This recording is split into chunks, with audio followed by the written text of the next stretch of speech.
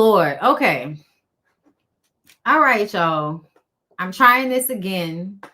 And hopefully, you know, we can have a come to Jesus moment. Oh, love y'all. And I in the way. Hold up. DoorDash girl. And let's see. Mom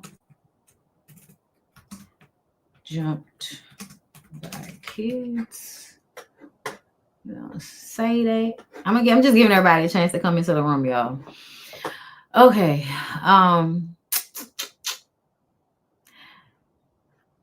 Okay. All right. Can y'all share my live, please?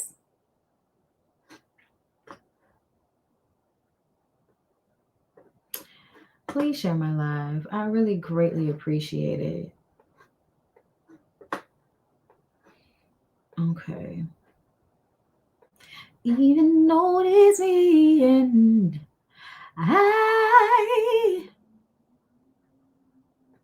you gotta feel me. Oh, I love you, baby. Just wanna be your girl. Okay. I think we're gonna be good in a second, y'all. I'm trying to get it together. I'm trying to get it together, y'all. I am. I just got back from out of town. Y'all ever like feel like when you go out of town, when you go out of town, you feel like time kind of stops and then speeds back up? Even though it's me and I will love you, baby. Yeah, somebody just added me. Somebody just added me in her post, and they were saying that I'm a messenger, and because she was talking about musicians being messengers, and I was like, yeah, I am. That's how it feels. It's exhausting. It's exhausting, especially when you like a messenger like me, because realizing that everybody don't see it is infuriating, because you know that it's how people get hurt. You know what I'm saying? It's how like people's lack of understanding about things. You know what I'm saying? Let's see. DoorDash driver claims she was assaulted by the sight of the unconscious man undressed in his home. Police say she should never have filmed it and posted it online. Yeah, posted video nude, was charged. Yeah. Is this what y'all was talking about? Y'all talking about Porsha? Because I thought you was talking about Porsha. Because I'm like, yeah, we already talked about that. Or did they just not post it on the Instagram yet? Let me know in the comments. That's not what I wanted to do. Oh, I'm definitely gonna work on eCam today. And I'll try it out when I do my members only. But I feel like I want to work out first, and then I want to do this members only. A messenger with a real message. I know that's right. But yeah, that's why it's so hard. Okay, we're gonna try this again, y'all.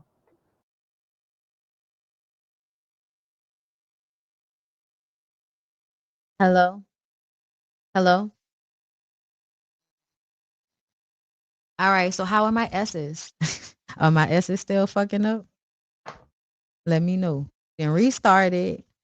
Started the live. We have restarted the live. Are my S's still fucking up? I know I have a lot of I think it's the way my teeth are set up. I be trying not to do it, but it's very hard when I talk to not, and I also feel like it's like a part of our in New Orleans. I don't even know how to a smidgen is doing it. I do feel like it sound a little like it don't sound as clear. And that makes me feel like I'm gonna do a restart on this now that I've restarted the computer. And it's still sticking. Giving list. That's what I thought. Because I kind of hear it.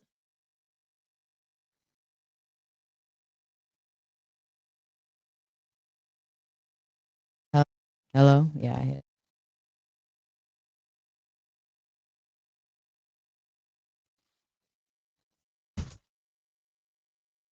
Girl, when you be trying to, you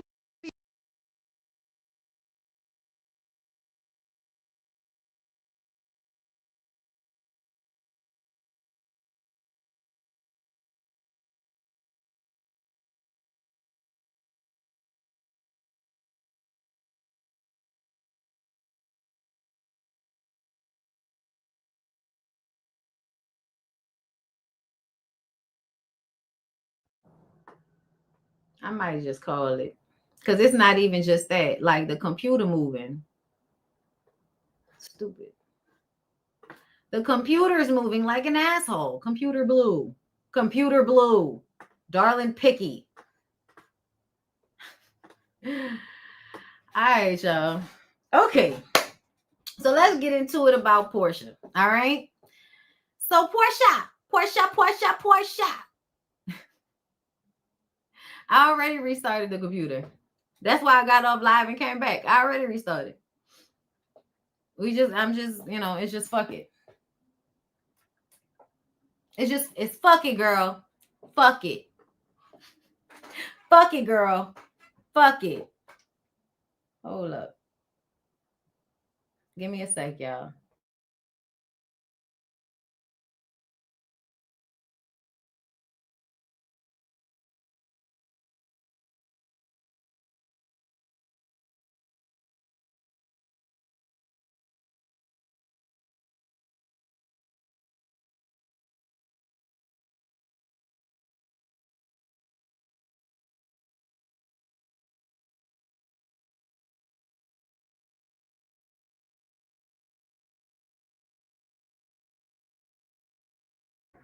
All right. So I want to try one more time now that I've restarted this damn thing again.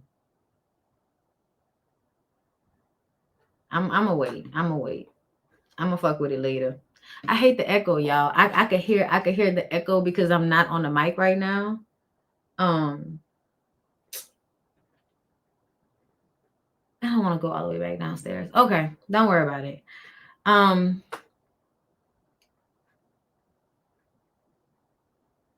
hey, Australia Bondy, you worldwide in my candy voice. Okay, come on. So I do be loving when y'all talk about being from other countries and watching me, because I do eventually want to be somebody that travels around the world in tours. So I want people to want to come and see me when I come to their country. Let's see. TMZ, Master P, Charlie's Angels, DVDs, NCDs. All right. Well, I'm on a main page, so I guess I'm gonna have to search for it. Porsha, Porsha, Porsha. Not Porsha, Porsha, Porsha. Porsha, Porsha, Porsha. So let's see the most recent. Porsha Williams was verbally assaulted on Delta flight. FBI still investigating. Y'all, it's so funny that I was at this airport. This happened, y'all. This happened literally right after I left. Because I flew out of Atlanta at like 3 something, because the first flight we were supposed to be getting on from Atlanta to come to New Orleans had an issue with the door. Down the fucking terminal, all the way down the terminal, and they turned us around and we had to wait for another plane, and we flew out of New Orleans like right before 3 o'clock. And I think this happened around 4 or 5. But anyway, Porsha Williams is clearing the air about a dramatic Delta Airlines flight that landed her on the FBI's radar. Her lawyer, Joe Hibachi, tells TMZ Miss Williams was verbally assaulted by an irate and unhinged passenger without provocation. The passenger then proceeded to make false allegations that were in direct conflict with observations from several eyewitnesses.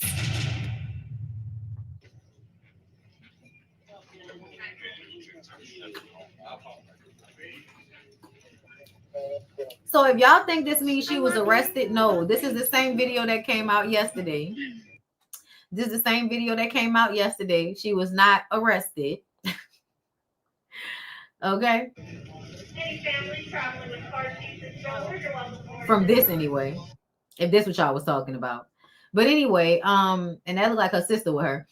Miss hold up, passenger said right. Okay, he added, as with any incident occurring on board an aircraft, federal authorities are required to conduct an investigation involving all parties to determine what, if any, offenses occurred. Miss Williams has every intention of cooperating with law enforcement to whatever extent necessary and remains confident that the passenger will be charged. And that's what I'm talking about not fucking around at the airport.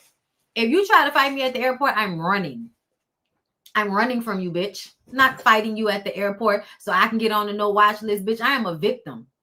Because when I'm traveling, I'm already a nervous wreck because traveling is just nerve wracking for me. My heart rate automatically be up. Okay, pressure be high, girl. All right. Then I get air sick. It's a whole situation. So I'm claustrophobic. I don't like being close to people. Girl, traveling is a whole ordeal.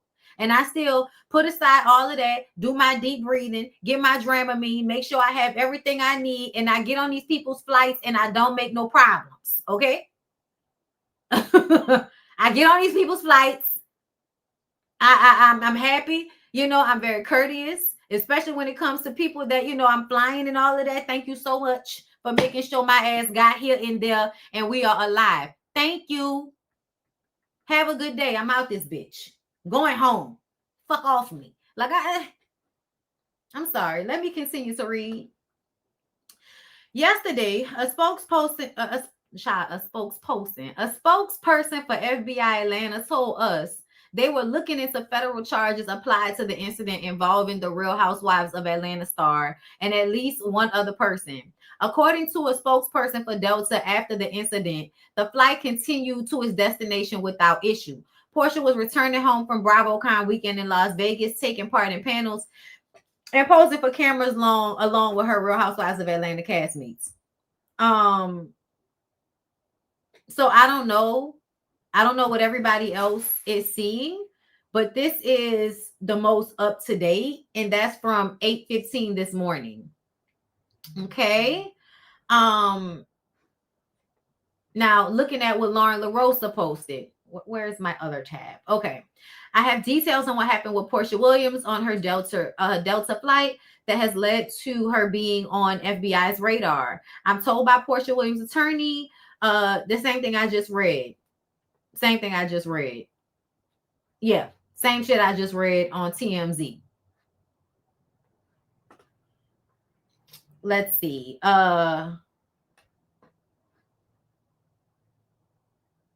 What else?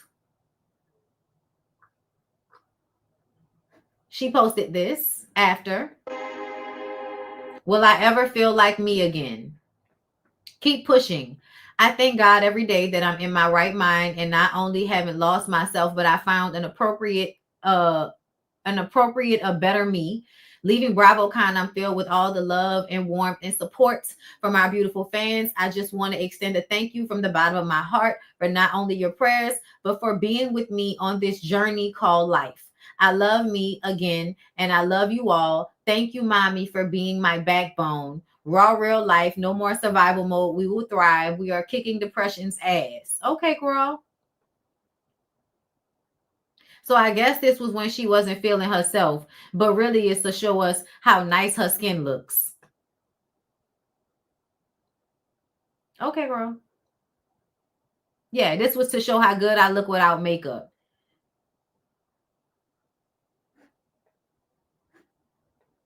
That's what that felt like. And it still has a filter on it. She looks good. She always looks good. That's why she's so dangerous. Because you're going to forget. You're going to keep forgetting how dangerous she is. And her level of stupidity and selfishness and the way she comes off and the way she handles shit. You're going to forget that because she's so attractive. Porsha Williams is reportedly on the FBI's radar after allegedly being involved in an incident. She is seen accompanied by a police officer. Accompanied and arrested are not the same thing. I just want everybody to, understand what's going on out in the world. Okay. So yeah, these are all just the same stories reiterating what I've already just discussed. This is the latest on the situation with Porsha. She looked great. She got off the plane. She was smiley. Okay. She was speaking to people. Yeah. So this doesn't tell me that anything necessarily happened on that flight. And, if there is some type of incident that may not even be that fucking serious, it'll absolutely get, brought to, you know, this extra point. But I also feel like Porsha is an antagonistic personality, so I would love to know what actually happened. Um, you know,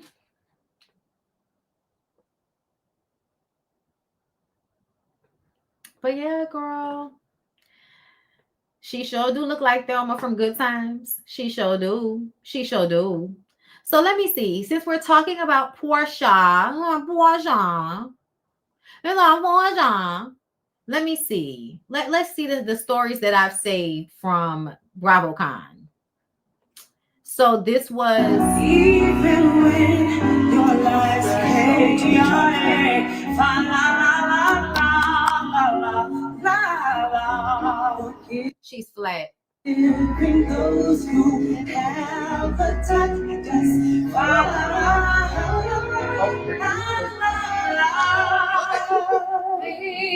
she wasn't flat, but it sounded like she may not have necessarily been able to hear herself. That's probably why Shamia was flat, because everybody forgets that when you're performing on stage, it's a lot of muscle memory with singing.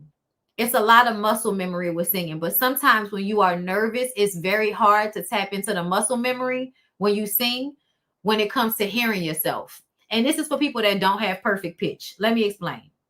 If you have perfect pitch, then you're never going to have this problem. But if you're like most people and you don't have perfect pitch, then you either have to hear yourself when you're singing to stay on key, or you have to remember muscle memory, how your body feels whenever you do a note that may, you might have a tendency to go flat or sharp on. You will remember how you have to place it in your nose and in your diaphragm. You'll have to remember that muscle memory of your body for how to get the sound out right when you can't necessarily hear yourself. Because when you're on stage, even if you have inner ears, sometimes they have the issues with the inner ears because the music behind you is so loud that you can't hear your voice when you're singing. The audience can hear you because the audience has the amplification of speakers around them. Okay? When you're on stage, you can't necessarily hear the same way the people that are in the audience can hear, because the speakers are set up to be heard by the audience. That's why artists always need inner ears so that they can hear themselves. Something tells me they could not hear themselves on stage, and that's why it sounds like that. And I feel like because Shamia likes to sing, but I don't think Shamia is as professionally, like she's not a professional singer the way Drew is. Drew is really like a professional singer. So when you are a professional singer, you know the muscle memory of how to make sure you're not flat or sharp. That's why she wasn't flat or sharp, but the way she broke the sound, you could tell she was having a hard time hearing herself, and she needed to focus on her body so that she could make sure she didn't go flat in that key. That's why she kind of took a breath. And Shamia just doesn't have the muscle memory to know how to do it when she can't hear herself. That's why she was flat like that. So yeah, y'all. I just, I mean, because people really are, people are tough on singers, and that's the reason why a lot of people don't sing, because when certain things happen, and especially when you're nervous, when you're on a large stage, like for me, times when I might sing live, I get so nervous that my feet are shaking. And one of the things about singing is that you really have to be grounded so that you could get the full capacity of your breath. But when you're nervous, it's very hard to get the full capacity of your breath. It's hard because your body is shaking and you need to like ground yourself in your feet. But when you're nervous, it's very hard for you to find your center of gravity. It is what it is. It is what it is. Yeah, I sweat too. I sweat when I sing because your adrenaline is running. You are literally computing the nervousness, people's energy and expectation of you on top of what you have to emote while you're up there. It's a lot of different things going on at one time. Also, people don't know words of songs. That is also it. That is also it. No, this is why so many singers and performers have drug problems. And it's because there is a certain level of dulling that you need to do to yourself so that you could physically do it. Like either you're doing uppers so you can have the energy to do it, or you're doing downers so that the nervousness of your body doesn't stop you from being able to actually do it.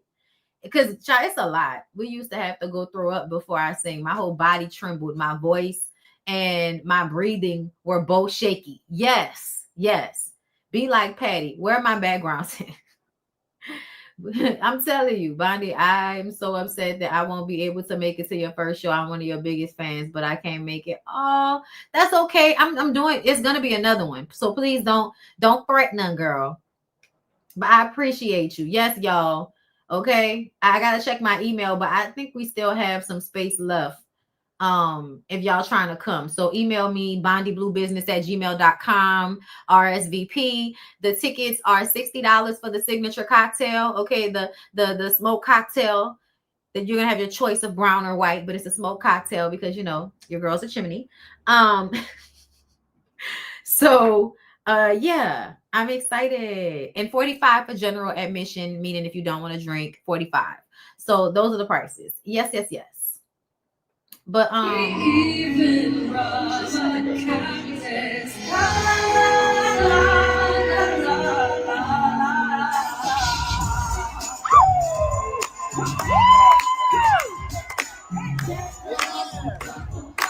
dance too much. No, I saw the vlogs yesterday, and I would be remiss if I didn't address it. Because at the end of the day, you know, Shami and I will be performing together, and I. You remember that? But so exactly. A minute ago, she was looking like the holiday song. What? The reason why I was hesitant is because as we are scheduled to perform together, you were shading me yesterday. It was on the blogs, and I was really shocked, you know, to see that. Because you were. How did you even get to me? Aren't you supposed to be talking to her? I think it was you. They just don't bring it back to me. It was y'all two together. Okay. So we did a vlog together. So at the end of the day, Shamesi here, being who she is, you know, I don't understand why you would compare me and K Michelle when we both sing better than you, boo. You know, and the last time that I checked, my album charted. And you have yet to release one. So it's getting almost a one. What's crazy is that one song did more than your whole album. I did charge. No, Okay. Now we've heard some rumors that there have been some tension. Y'all, first of all, okay, so when I go on vacation, y'all, I go on vacation. And it was so much going on with my fucking family, girl. It was 9 of us. It was so much going on that I really didn't even have time to focus on what the fuck was going on social media. So the fact that I created any content at all is a goddamn miracle, okay? But I did keep seeing Shamia in this blue outfit. And every time I saw it, I was just like, I can't stand Shamia. And the reason why I can't stand her is because she's always doing something that you could tell she's a try hard and she doesn't hit the mark. I can't stand a try hard that doesn't hit the mark. Why are you in full vinyl? Why are you in vinyl, bitch? What is happening? Like you could just tell it's always about attention and being seen, but not necessarily doing it in a way that is like, okay, that girl did good. Because the times that she does do good, we're like, oh, Shamia look really good. But Shamia is tacky at heart. And she feels like if it's a label, if it's expensive, then that means I look good. And that is not true. That is not true. I didn't, y'all. I'm gonna get my life together. I'm sorry. I know. A lot of y'all are upset about me not having a P.O. box. I gotta get my life together. But she tries too hard and she never hits the mark. Well, I'm not gonna say never, but mostly she doesn't hit the mark. And she's insecure about herself because why are you comparing your vocals to? And because to me, it comes off that she's always comparing herself to Drew, not that Drew is necessarily comparing herself to Shamia. That's the way it comes off to me. Okay, I could be wrong, but to me, it seems like Shamia is the one that is always who can sing better and all of this shit. And that's because I think she's insecure. Drew be having a lot going on. Don't get me wrong. All right. Drew can sometimes be like, girl, what the fuck? But ultimately, Drew executes. I think Drew is a good actress. I think Drew is a good singer. I think Drew's album was really nice. Okay. And I feel like essentially on a real level, because of the way Drew comes off on this show sometimes, we value her. I think that she is underrated for what she actually does. For being an actual actress and an actual singer, Drew Sidora is underrated. And so whenever Shamea starts comparing herself to her, I get aggravated because I personally feel like you maybe have been doing things for a long time, Shamea, but you have not been working in a professional space doing this shit for as long as Drew has. So stop comparing yourself. Just do your thing and be in competition with yourself, bitch. Like it's you versus yourself, okay? It's Scott versus evil Scott, bitch. The end of the video game, you always end up battling the evil version of yourself. You are battling you, bitch. Life is a video game. You are battling you. You are not battling other people. Other people are a mirror, and other people are a space of inspiration when it comes to your artistry. But you are not supposed to be looking at the next person having a completely different experience in their body than you're having in yours, trying to compare. And to me, in real life, in order to really compare, y'all would have to be the same person with the same mindset, given the same things to do, and then we could actually compare. But because we are all different, because we are all here to do us, and none of us are alike, just like we have different fingerprints when it comes to how we are supposed to perform our artistry. It is not supposed to be identical to anybody else's. It's supposed to be just the way we have our own fingerprint, that in all of the fingerprints of the world, none of them are duplicated. That's how you're supposed to think about yourself. That's how you're supposed to think about your artistry. And that is how physical life and evidence, things that we're seeing around us, reflect how you're supposed to think about your inner world. How the fuck I'm going to compare when no matter what, we're going to be different?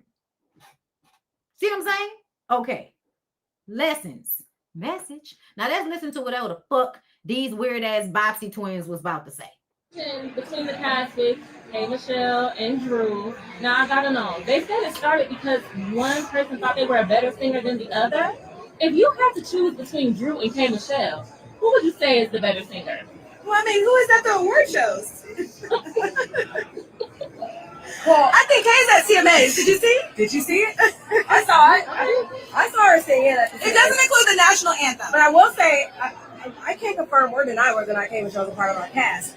But if she was, I would say absolutely Kimberly Michelle. Hello. And yeah. I think this is immature and whack as fuck, because a simple answer in order to not shit on somebody would have been, I think they're both great. I think they both have different types of voices, and I think they both sound really great for what they do. Obviously, K. Michelle is a more accomplished artist at this point, but Drew Sidora also has a long acting history that is, something we could add on to what she does. That's why there's no need to compare, because the only thing K. Michelle has done besides sing and complain is be on reality shows. Drew has a long history of acting in movies and television shows on top of her music, if we want to compare.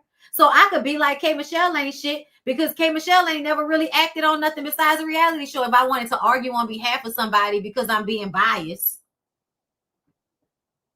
But I just kind of feel like this was an unnecessary shade to me. They're both great artists. They both sound great to me. I don't really want to compare them like that.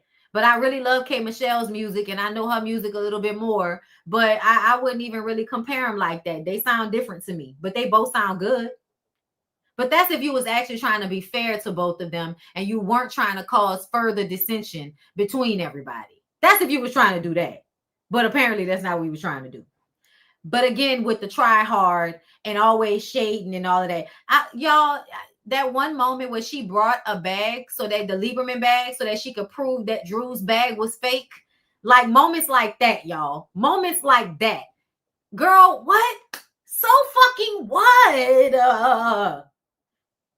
Like, why are you trying to call somebody out for jokingly lying about having something fake? You want to see the inside? I'll see you later. Like, everybody, y'all, most people that live in this country can't afford those expensive ass bags and shit.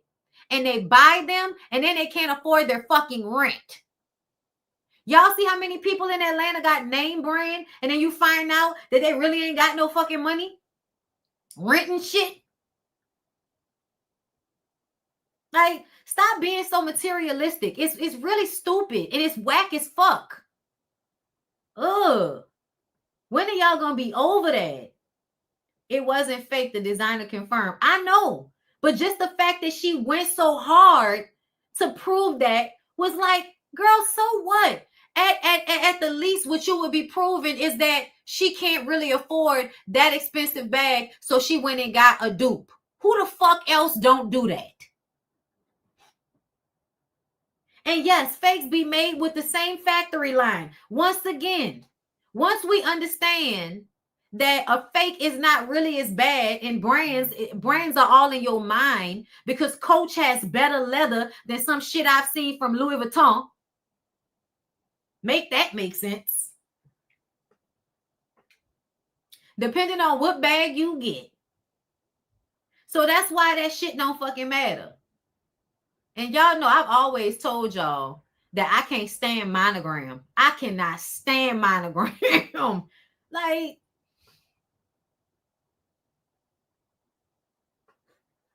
because, you know, monogram be like, let me just put the label all over myself so I can show you it's a label. Coach is killing it. No, they really are. I love Coach. I love Coach. But y'all remember like a couple of years ago, that's just Coach. Like, it's not, because it's not Gucci. Because it's not like a $2,000, $5,000 Chanel bag. I don't even give a fuck about purses enough to spend that amount of money on a bag. I do like nice bags though. I do. But in my mind, I'm also like, bitch, and like I'm gonna wear it and then I'm gonna put it in my closet and I'm gonna wear something else. It's not that serious. Couldn't be Michael Kors if you was fucking Michael Kors. Yeah, I like Michael Kors too. But I really like Coach. And I like what's my guy? Kurt Geiger. Oh my God. I'm obsessed with Kurt Geiger. Kurt Geiger reminds me of back in the day how much we used to love Bessie Johnson and what was that other brand that kind of remind me of that? Roberto Cavalli. Roberto Cavalli was like my fave back in the day. And Kurt Geiger kind of reminds me of like a Bessie Johnson, Roberto Cavalli type of blend. And I really like, because I like the colors. I like that they want it to look ornate, but not tacky. You know what I'm saying? But yeah, branding people like fucking animals. Yes. I'm more prefer to like feel like something is expensive because it's, you know, rare, or it's made with a lot of really fine leathers and shit, you know, or it took a lot of time in order to do it so that it could be done really well. You know what I'm saying? Like, that's the type of shit I imagine things would be expensive for. But once we figure out a way to cut costs, the fact that you're still paying obscene amounts of money of something is just for the idea of it, y'all, which means it's in your mind.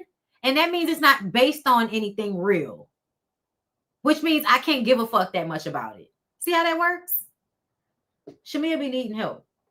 Anyway, because she be having all of that money and got all of that label and still be looking a fucking mess. So there's that. Did I save anything else from all of that shit that people talking about? No. Okay. And there may be more. Hold up. What else? What's this? Dr. Wendy addresses her fraud and her arrest allegations. All right. I read your messages. I can't respond to everyone, but your love and support means the world to me. You know, it's an unfortunate situation, and right now I can't say too much, but I will say when the time is right, I will share my story with everyone. And for now, they're just allegations, so we will continue to push forward. Okay. I know that's right. Say it again. I need to hear it again. During this time, I read your messages. I can't respond to everyone, but your love and support means the world to me. You know, it's an unfortunate situation, and right now I can't say too much, but I will say when the time is right, I will share my story with everyone. And for now, they're just allegations, so we will continue to push forward. Okay. I know that's right. I just, hello. Is it me you're looking for? I want to try it, but I'm scared too. Especially because I feel like I don't know if I'm seeing all of the channels, so I don't want to fuck with it. But I feel like it sounds right. Hello, do you sound right? You sound right. You sound right. I mean, you sound right. Let's try. Like, can we just try? Let's just try. And then I'll talk to y'all about Wendy. I just want to try.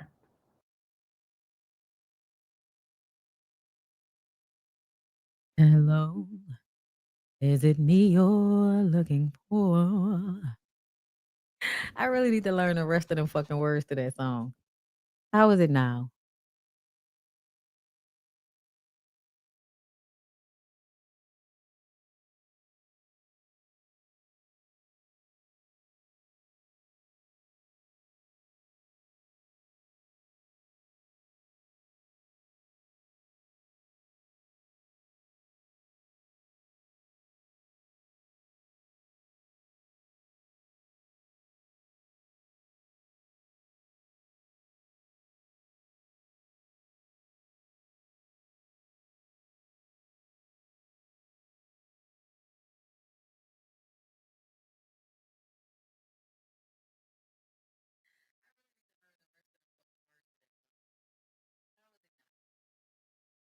That sounds good to me.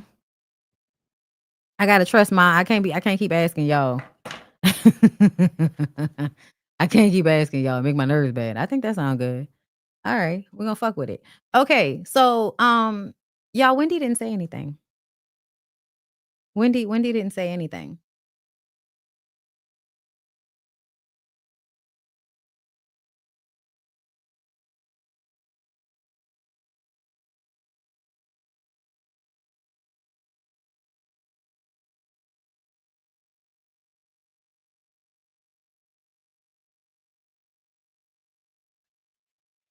Yeah, sounds good to me. Like I said. Anyway, so Wendy is not saying anything, y'all. Wendy is not saying anything at all. Her saying that it's just the allegation that is legal speak to me. That does not give to any emotion, like that doesn't give me any emotional appeal. That doesn't give me any information on what might have actually happened if the accusation is not true.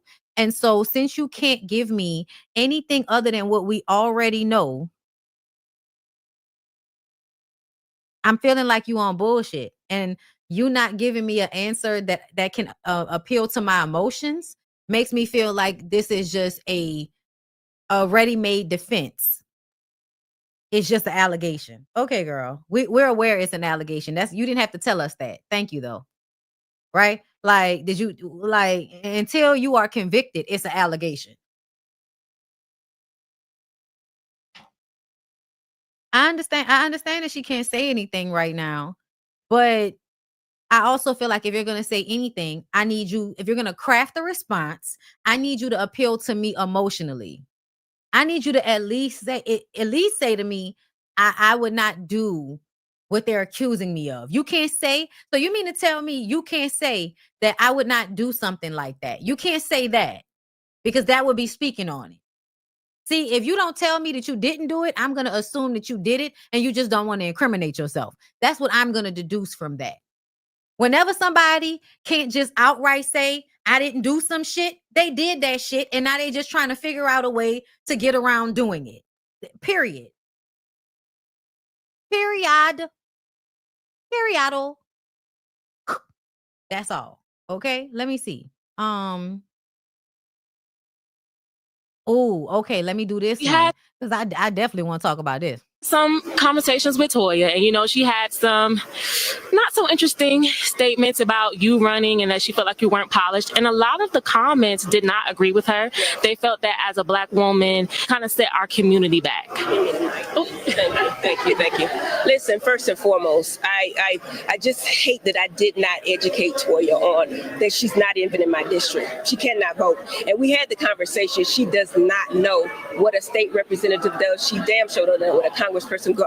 But let me talk to you about why I'm running.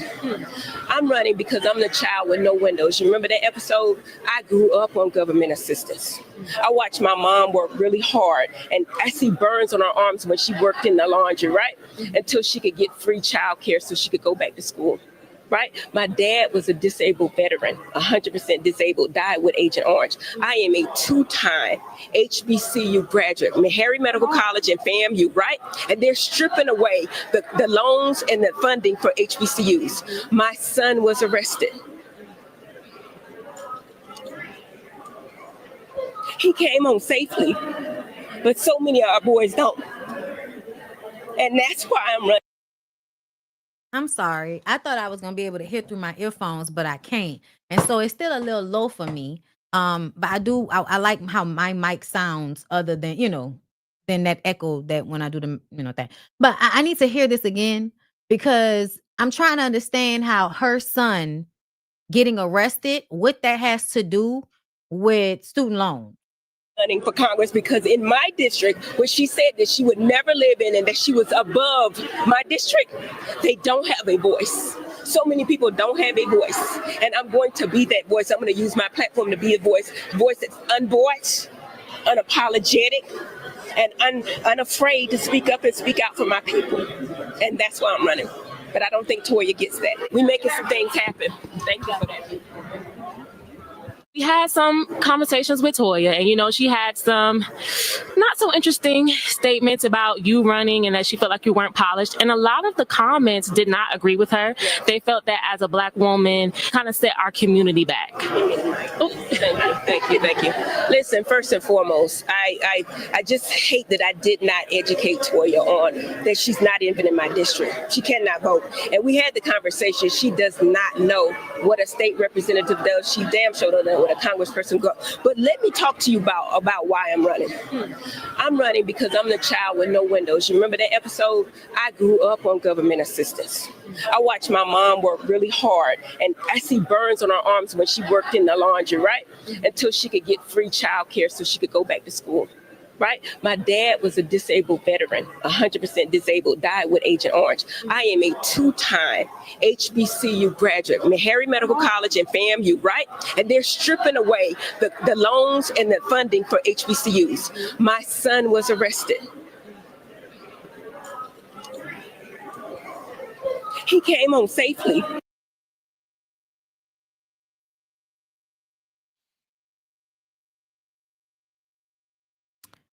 I'm thinking about a couple of things. The first thing I want to say is that in this day and age, Heavenly doesn't need to be polished. She just needs to be on the up and up as far as I'm concerned. And I feel like that's still up for questioning. And I think that Toya's experience of Heavenly is a reason for her to feel like, no, bitch, I don't think you should be in charge of somebody's district. I think that Toya is entitled to feel that way based on her relationship with Heavenly, first of all. Second of all, I do feel that because so often everybody else gets to be an ain't shit ass politician, I do love to give Black people the benefit of the doubt to see what they are going to do, because why not? Why not? You talking that talk? You want to do it? Okay. I'm willing to see what you got. But that doesn't mean I have to believe what you're telling me. That doesn't mean that I have to say, oh yeah, she gonna be a great. I don't have to feel that way. I don't have to feel that way. Okay. Essentially, I can feel like, okay, let's see what you're gonna do.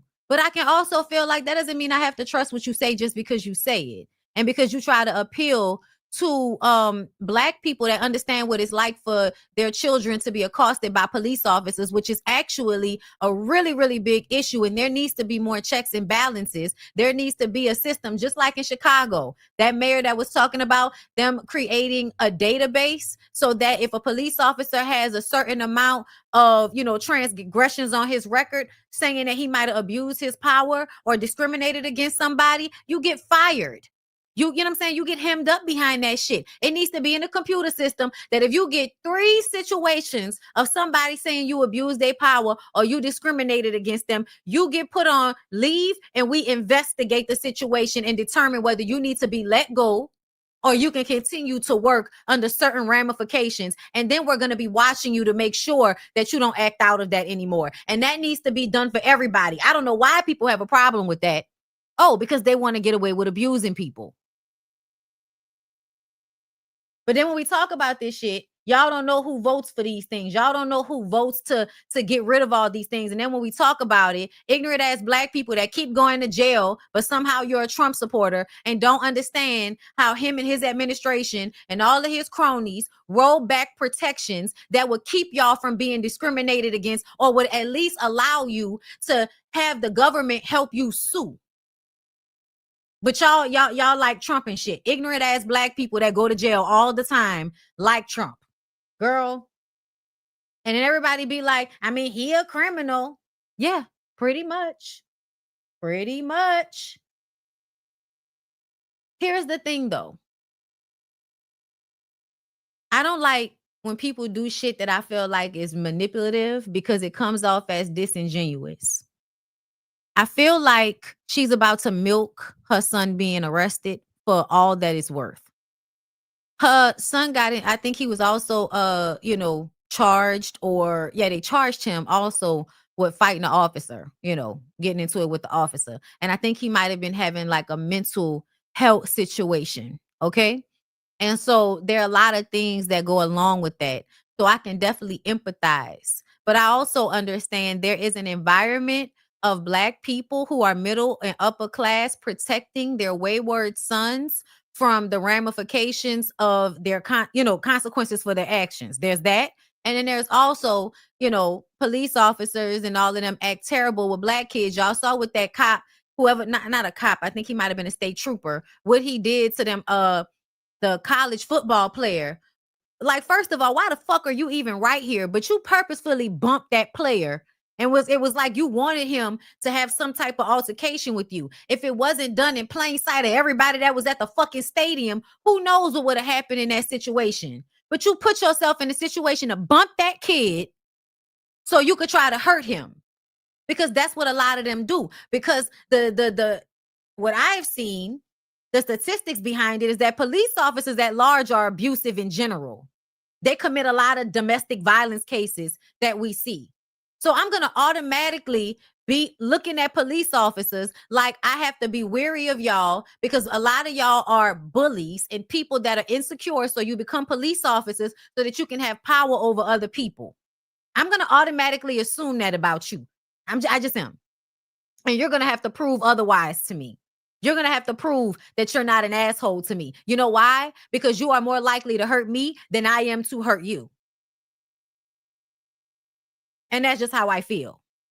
And yes, blue protects blue. So that means that wrong is, there's no right and right, wrong is wrong mentality there. You're going to protect your own regardless of whether they are right or wrong. And that is a problem in a government state-run institution. That is a problem. That's called abuse. Yes, everybody's a fucking psychopath. Like, everybody's a psychopath. And then they're like, no, it's okay to be a psychopath. But what she did in this moment, even if, Toya, if you want to feel like, girl, Toya, stop hating, shut the fuck up. Even if you want to feel like that, the way she conflated those things, I don't necessarily like that. Okay. And there's also a narrative going around, and I don't know if this is true or not, because, they lie about the shit that be going on the show and all of that.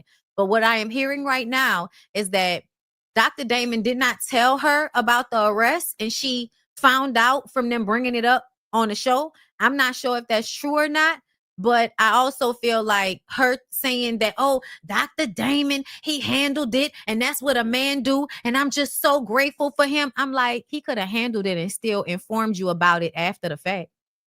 I don't know why people feel like it's not important to have information like that when you're on a reality show. Like, I'm sorry, y'all. Y'all could be cool with something like that, but me personally, I would be upset with my husband if something like that happened and he didn't tell me.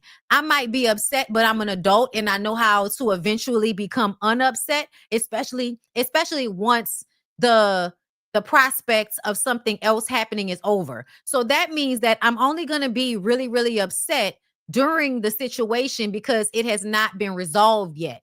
But if you keep me out of it until it's resolved, and then once it's resolved, you come and tell me because you want me to know what happened, but that I don't need to be afraid it's been resolved, then I'm not going to be afraid. I'm going to be like, okay, I'm so glad you handled that. But I'm also glad that you informed me, because I would want to know if my son got arrested, specifically if I am wanting to run for a public office, or if I'm on a reality show where people will want to use things that happen in my family against me, especially because I love talking shit about everybody else. Then I would want the person that I'm close to tell me something like that about my son. I would want to know that. And I'm also not the type of person that would be so fucking upset that you need not tell me something like that. Like, I can handle being upset. I can handle my emotions. I can handle, and that's what I'm saying. You could not handle finding out that your son got arrested. Are you really going to be able to handle a job like this?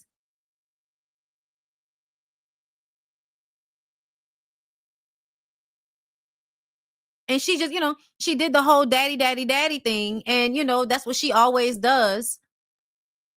Problematic way of thinking for me, but whatever, do you. But I just want to say that was a red flag to me when it comes to Dr. Damon, because I know some people may feel like, oh, he was trying to protect her. And I do understand withholding information to protect people's psyche. Like, for instance, when we talked about Shamia and her husband calling her about shit when she was on that trip that she couldn't do nothing about, but it upset her, right? And y'all know, ultimately we felt like that might have been a situation that they orchestrated together. But outside of that, that's just an example that I'm going to use when I can understand not telling somebody about something in order to not upset them. But would you not tell them once they got home and could do something about it? Or would you still not tell them once it was resolved? It just feels like you like being able to hide shit from her.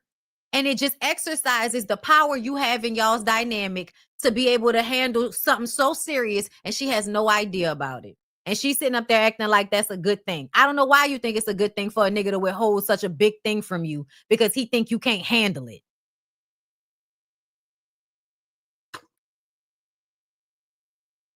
She not trying to be a preacher. What the fuck? What you mean? What being a preacher got to do with anything? I don't know. I just feel like y'all don't have high expectations for politicians. So, y'all are okay with, just any old body who can perform like ability being in these positions. But as somebody that, lives in a place that has a lot of likable, charismatic, corrupt government members, yeah, girl, I'm sorry. Like, I'm not inclined to just be like, yeah, sure. Like, no. I'm like, okay, we'll see. And a lot of people are saying, I think she lied about that. She knew and just was telling us that she didn't know. Right. And that's another thing that people are saying. Right, exactly. What else doesn't she know? That's what my mind would go. That's what my mind would go, love. You know what I'm saying? Heavenly tears Toya down whenever she feels. Yeah, she calls her a broke dumb bitch all the time. So I don't feel no type of ways about Toya's opinion of Dr. Heavenly running for office. I don't. And I overall, based on what I've seen, have seen most reality stars or actors that become politicians do not do a good job. That's what I've seen. Politicians in general don't do a good job. But people that are more inclined to be like lawyers and people that are actually like invested in law and civics and all of that type of shit, like that, I am more inclined to be okay with somebody that I might have to worry about their intentions and shit. But at least I know they have the education level of in the experience level to be in that position, versus somebody that is a dentist and a reality star deciding because they read books and care about shit, they want to become a politician. That's cool, but I can still have a great amount of pause based on, yes, Jason Lee, based on the history of people like her, reality stars, actors, performers, deciding they want to then transition into being politicians and not doing a good job and not knowing what the fuck they was really supposed to be doing. So because of that, I am not running to be like, oh yeah, I'm sure she can do it. No, I'm reserved. I'm reserving my opinion until further information comes out. That's what's happening here. So yeah, good luck to her. if she actually wins, it should be her last season. I do like the movie concept where they kept the person's diagnosis of death from them and then make sure they had a whimsical, wonderful time in their last days, but still let a sister know, you know? Yeah, I mean, because I get that, but what if there are things that that's not anybody else's decision? That is not anybody else's decision. I don't care what your intentions are because I'm in this body. This is my life. And if I'm going to pass, what if there are certain things that I want to do before or I want to say before? And if you don't give me that, you know what I'm saying? Like that's leaving me from being able to have whatever the experience that I would choose to have in my last days. That's not up to nobody else. And that's fucking weird. But still, for a movie concept, interesting nonetheless. So yeah, that's just what I mean, y'all. I don't always feel like just not knowing shit is for the best. I think people need to learn how to control their fucking emotions and be able to receive information. And then have other people not be making decisions on what they think they can hold and what they can handle. You mean to tell me Dr. Heavenly can't handle finding out her son got arrested? That's bullshit.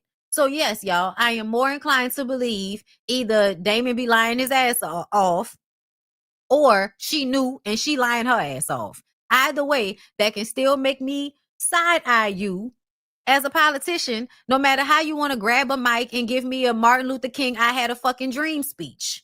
That don't work on me. I'm sorry. I need to see some shit. But so many of our boys don't. And that's why I'm running for Congress, because in my district, where she said that she would never live in and that she was above my district, they don't have a voice. So many people don't have a voice. And I'm going to be that voice. I'm going to use my platform to be a voice that's unvoiced, unapologetic, and unafraid to speak up and speak out for my people. And that's why I'm running. But I don't think Toya gets that. We're making some things happen. Thank you for that. And that's good. That's good. And when I see follow through, I will give you the Jennifer Lopez. I'll give it to you, bitch. I'll give a bitch their hand. I'll give a bitch their hand. But I also understand how grifty she comes off to me. And nobody's gonna make me feel bad about that. Okay. All right, girl. Let's move on. What else is going on? What's going on? Y'all said Candy said, oh no, I already know. I'm embedded in your motherfucking brain, bitch. I think I saw that. I don't think I saved it, but I thought I saved it, but I saw it. And then everybody was like, oh, she's shading Nene. And it's like, she wasn't shading Nene, stupid. She was just saying one of her many sayings, girl. But I'm ready to get out of the housewives thing. And if there's more that we can discuss, then I'll come back. I'll be here tomorrow, girl. I ain't going nowhere. I'm all vacay. It was just a little 3-day weekend. Y'all. I'm back. Okay, hold up. Okay. Now, where the fuck is Mike Epps? Because that's where I want to go next. Because I really hate stupid motherfuckers that think they're smart. But even more so than that, I hate that stupid motherfuckers have fans that think they say smart shit and then always want to tell me that something went over my head. When the truth of the matter is there's so much information that you don't know. Girl, that's so much information that you yourself don't know that this shit ain't even in your head. This shit, okay, talking about going over it. You don't even understand what the fuck is going on out here. And when it comes to like the SNAP benefits and shit, that's what we're about to have a conversation about. And I'm going to keep screaming it to the top of my fucking lungs that anybody that wants to get on the internet talking about SNAP benefits and what people need to do and how they need to get off this and stop depending on that and all of that, especially coming from poor people, I really would implore y'all to read some fucking books. I really want y'all to read books on civics, read books on history, read books on what happened in governments, what happened when they were forming this country, what happened when people were deciding to privatize land. What happened when you are trying to create a country that is based off of slavery? So everything about the country is figuring out a way to force your citizens into slavery. So if you can't physically force them, then you create a labyrinth situation where you don't give them a choice. How do you not give your citizens a choice but to work? Well, first of all, you stop planting female trees in your country. You outlaw female trees being planted in common areas in your country. Do you know what that means? That means food is not readily available to just anybody, which means you need money in order to eat, or you need government assistance to eat. And if you get government assistance, then now you are in a database. And usually people that are on government assistance, they still work. I don't know where y'all get this from, that people on government assistance just don't want to work. But I also want y'all to understand that not wanting to work means also not wanting to be a slave. I know you don't want to admit that, but historically, that's what it means. If we did not live in a system where you had to work, then most people would eventually figure out shit that they like to do. And they would do what they like to do instead of doing what they have to do. I just want everybody to understand. Okay? So when the governments decided that they wanted to make people have to work in order to eat, the first thing you do is get rid of fruit trees so that people have to work in order to eat, because they can't just pick food up off of a tree. If you've noticed over the years, you've seen less and less fruit trees just randomly out on just like land, like down the street or in parks and all of that. There is no food on any of these fucking trees that you can actually eat. Even on people's properties that used to have like lemon trees and shit like that that were just there, they no longer grow fruit anymore. They intentionally did that so that you would have to work in order to eat. Also, when they decide to make being homeless illegal so that they can arrest you, that should also let you know that they want to enslave you in the prison system, because you can't afford or don't have the mental capacity to sustain a home for yourself, which in this country is extremely expensive. On purpose. It's expensive on purpose, y'all. It's not expensive just because, wood is different now than it was 50 years ago or some shit like that. No. Wood has not changed. The cost to make things should not have changed drastically the way it did. But you know what happened? The boomers during the Reagan years inflated the fucking system so that they could make as much money as possible, and then capped it on the back end, thinking that trickle down shit was going to work. But really what it did is gave one generation the bulk of the wealth, and now we're just disseminating that wealth from the bulk of the people that were actually able to do it. That's what's actually going on here. And I know a lot of people don't know that because they don't read books. They don't know anything about the history of this country for real. They've only been educated in a school system that is full of propaganda that was meant to misinform you so that you can be a what? A slave more easily. The less you know, the more easily you become a slave. That is what it is. So I believe that shelter, food, education, and healthcare should be free to all people. The reason why is because y'all want people to live, especially in this country. Y'all created a system where y'all want people to work for y'all. And I feel like if you're going to force people to work, you need to incentivize them by giving them shelter, food, education, and healthcare, because that's what they need to live. And unless you are okay with everybody dying, and if everybody dies, that they can't be a slave for your corporation for you to hoard wealth with, then we need to be taking care of the citizens that we are trying to force into enslavement.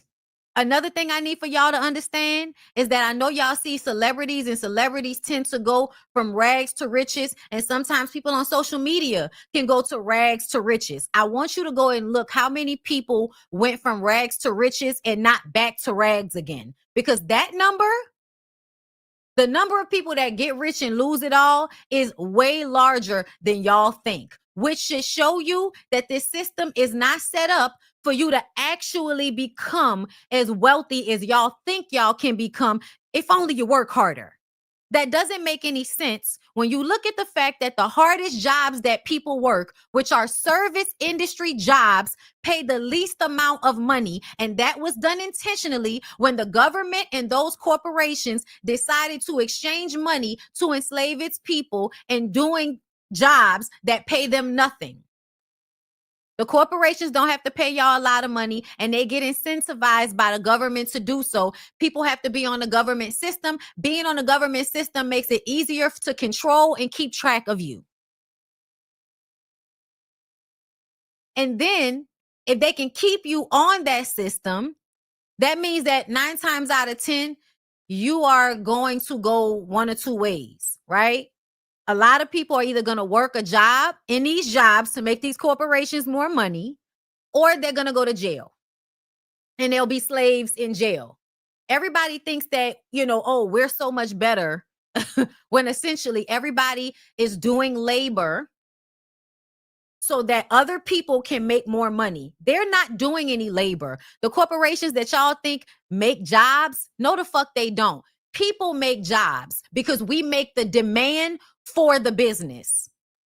If we don't want the fast food, then the fast food corporation doesn't make money. Therefore, the people that own the fast food restaurants don't make money. If we, the people who work the job, decide that we don't want to eat there, it's really us, but we think that they're helping us. No, they are exploiting our desperation. They're exploiting our desperation, and they will continue to do so. That's why I see a lot of conversation about, we should be able to talk to MAGA, and we should be able to have conversations with them, and we should be bipartisan, and they're dividing us. You are not going to convince me that you not wanting us to have any rights, that you being okay with our exploitation is simply a bipartisan situation, and, we're all in this together. No, we're not. No, we're not. Until you understand how we're being divided, we're going to be divided because you're unsafe for me when you don't understand certain things. I've been seeing that a lot, and I don't like that. I don't like that, and I'm not getting jiggy with that shit. Because to me, if you don't see the problem, it's because you don't know, you don't show, or you don't give a fuck about what's going on in the hood, bitch. It's one or the other. 9 times out of 10, you don't give a fuck. And also you don't know what the fuck is going on. Because anybody that thinks you can work your way out of poverty, y'all are not paying attention to the world that we live in.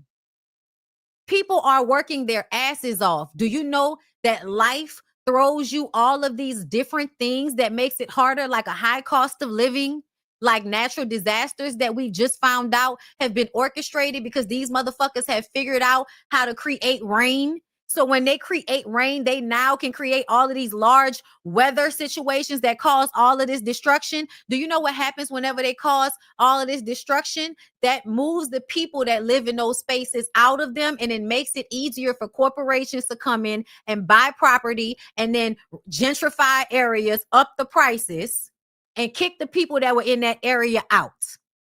So now making the weather bad and ignoring the climate change, like all of that makes the planet hotter. When the planet is hotter, it's developing more tornadoes, more landslides, more hurricanes. When the planet heats up, it becomes like reactive, right? So when they do all of these pollutants and they pull back all of these laws that they put in place to safeguard the environment from corporations, that's so that they can protect the planet. Because when they don't protect the planet and its ecosystem, it is more expensive for the people that actually live in the ecosystem. It is not just, you're going to be able to work. Y'all are just being lazy on government assistance. $200 to $400 a month on food, having to reapply every 6 months is not enough for y'all to think like this. It's really, really not. And I get upset with people like Mike Epps because you were poor before. You were poor. And when you were poor, the laws were more inclined to protect disenfranchised people. In the 70s and the 80s, it was probably easier to get aid, to get food, to, you know what I'm saying? To get government assistance for apartments and all of that. Shit wasn't as expensive. You literally grew up at a time before shit was ruined by Reaganomics and all of those other things. Now you feel like people shouldn't get government assistance because that makes them lazy. No, this environment that we live in makes people depressed. That makes them lazy. Once you realize you are working your ass off at a menial job doing the same thing every fucking day and you hate your life and you can't do nothing about it and you're on a hamster wheel, then you decide to drink, fuck, drug, and not give a fuck and no, I don't want to work. Our lives are not supposed to be like that. We're not supposed to be living a life where we work in a hamster wheel in somebody's fucking corporate job with no real incentive, working 5 days a week for menial money while prices keep going up, and y'all are advertising a life I cannot afford to me, to make me want that, while also not giving me any of the tools in order to get it. So it has me chasing the carrot, something I'm never really going to be able to obtain because lawmakers and rich people lobby to make it hard for me. They privatize everything, which essentially I believe is morally wrong for you to decide you're going to buy the land that the water is on and then charge everybody for it. Because before people privatize land, people used to live together. They would all work the land together and they would eat off of that land together. When people decided they wanted to come along and privatize land, that just means I have guns and more people with me. So I'm going to kick you off the land you were already on. I'm going to put a gate around it and I'm going to say that I own it because you didn't have any rights to it, even though you were there. No. I'm going to remove you by force. Then I'm going to say I own it. And then I'm going to pay you menial money so that you could work land that you were already living on just because I have the power to remove you. Once you understand how our system has been set up from hundreds and hundreds and hundreds and hundreds and honestly thousands of years ago, once you understand how we got here, you understand that food is a right to everybody. I don't care if you're doing drugs. I don't care if you're a criminal. If you are alive, you are entitled to food, shelter, and health care. I don't care. I don't like racist white people. I don't like pedophiles. I don't like a whole bunch of motherfuckers. But guess what? Guess what? My tax dollars are still going to pay for them. So I don't know why white people feel like they should be able to not pay for the people that they don't want to pay for. We don't want to pay for y'all, but we have to in this system where all of our tax dollars is going in a pot.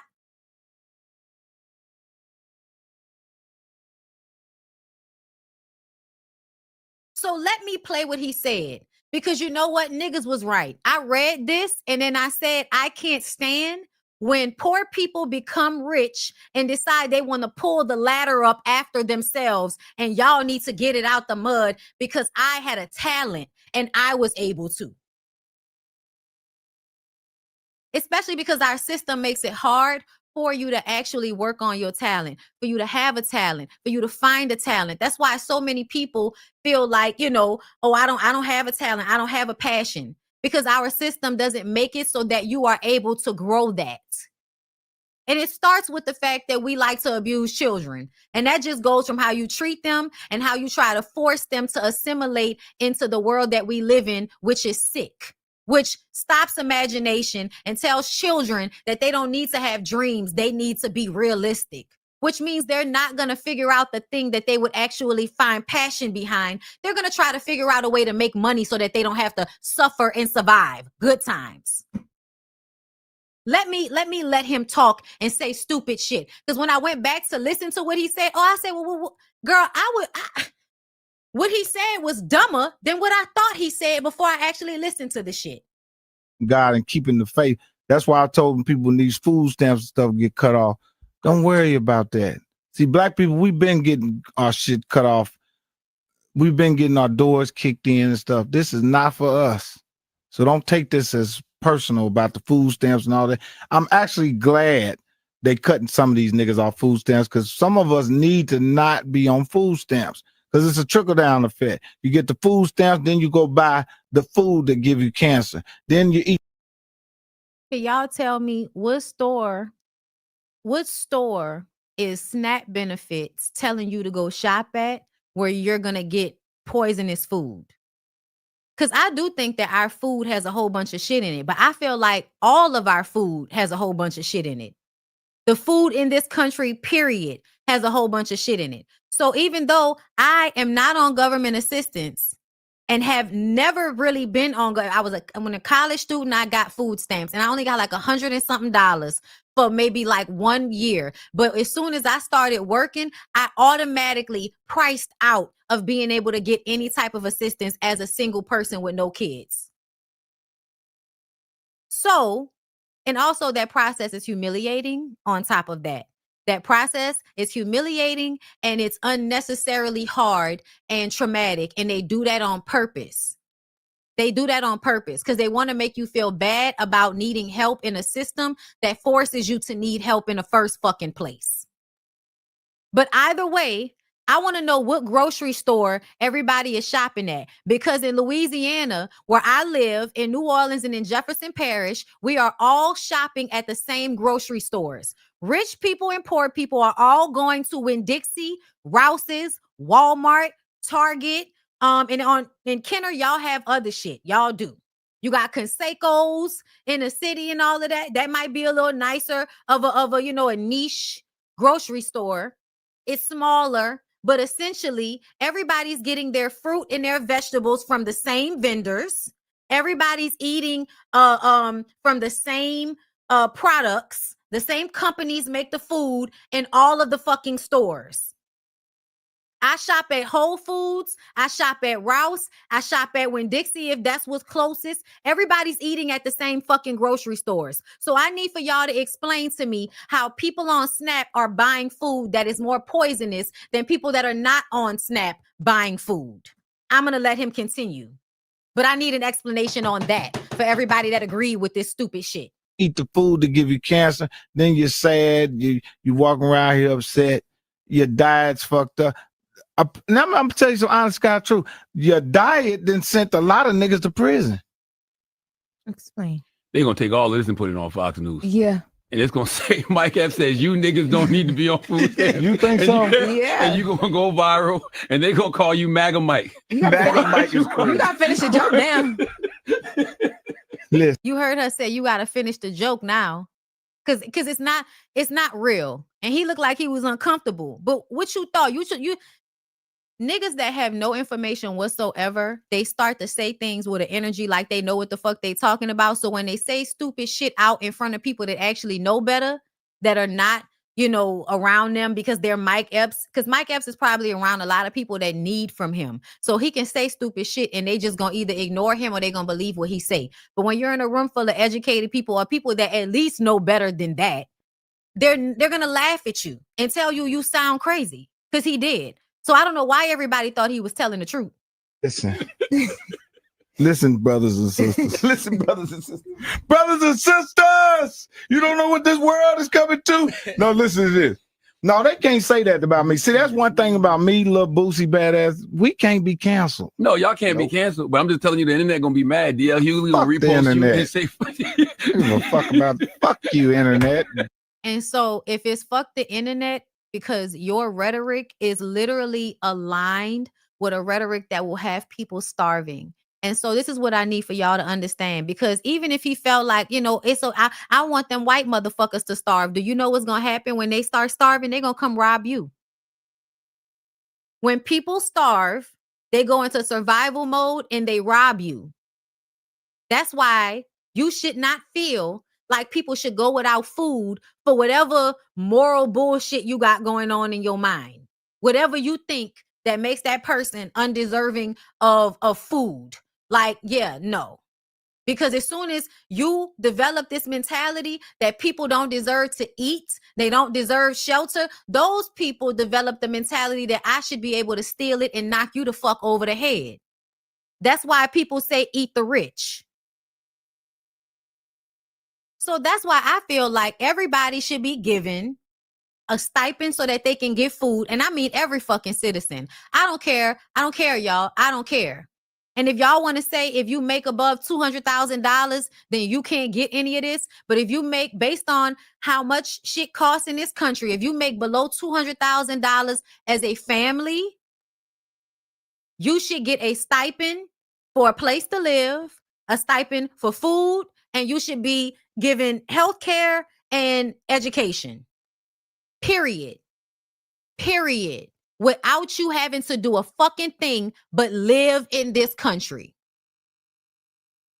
You're right. I don't think you should have to go to a job every day for a government. This is a country. We live in a country. If y'all want to rule a country and have people in it, then you need to take care of your citizens and them having food, health care, education,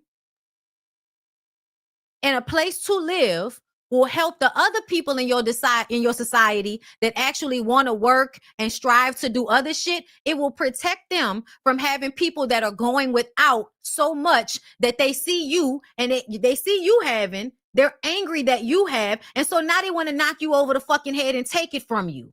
But if they have base level, a place to live, food, education, and healthcare, they are not going to be inclined to want to go and knock you over the fucking head. I am perfectly okay with people living in, some apartment somewhere, not working, having food, healthcare, education, and not coming out their house and going to somebody's job. I am perfectly fine with that.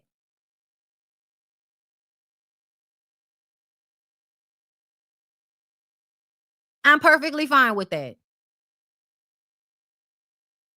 Y'all only think inside the system that you've seen. So when y'all view people as being lazy and taking advantage of a system and all of that bullshit, that is because you are ill-informed on how this system got set up in the first place.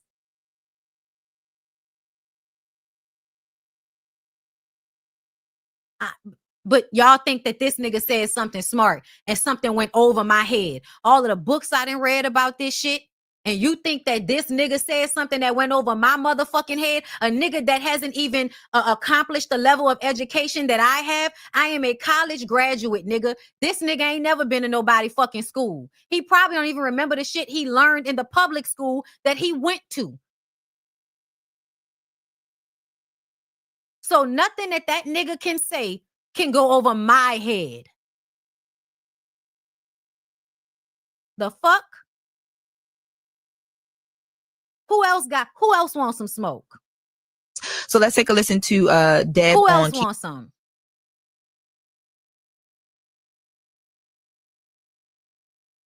Where that dumbass nigga at? As we look at what's going on, the current political climate, I'm just saying, I want to turn anybody off. I hate politics, like despise them. It's a magic trick that it's not real. I don't believe in either side. So I think when you pick a side, you are only, you are inadvertently supporting division. Yeah, it's not a popular point of view, but I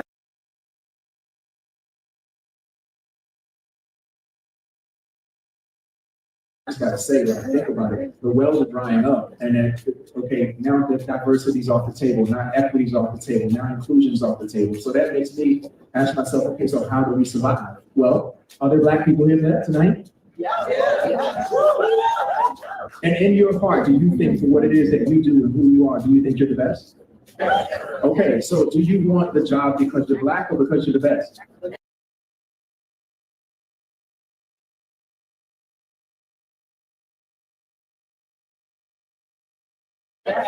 Do you want someone to support your startup because you're Black or because you're the best? Yes. Right. So I think now for me, it's about us having the best ambition. That's the reason why you should support these businesses. Yes, they have, as we look at what's to be Black and brown, but it should be based on the thesis that we're the best, not because we are a total shade of a skin color. That's a point of view that I have now that, like, that I'm resting on. And if diversity, equity, and inclusion ever comes back in styles, cool. But in the meantime, I'm going to focus on being the best because I can bank on that. Because that's what's going to get you the position. Where, I don't want you to give me anything. I want you to panic and not let me out the room because I'm the best. And this is coming from somebody that has not had to work in corporate America or work a regular job, maybe all of his life, because I believe Pharrel has been making music since he was a teenager.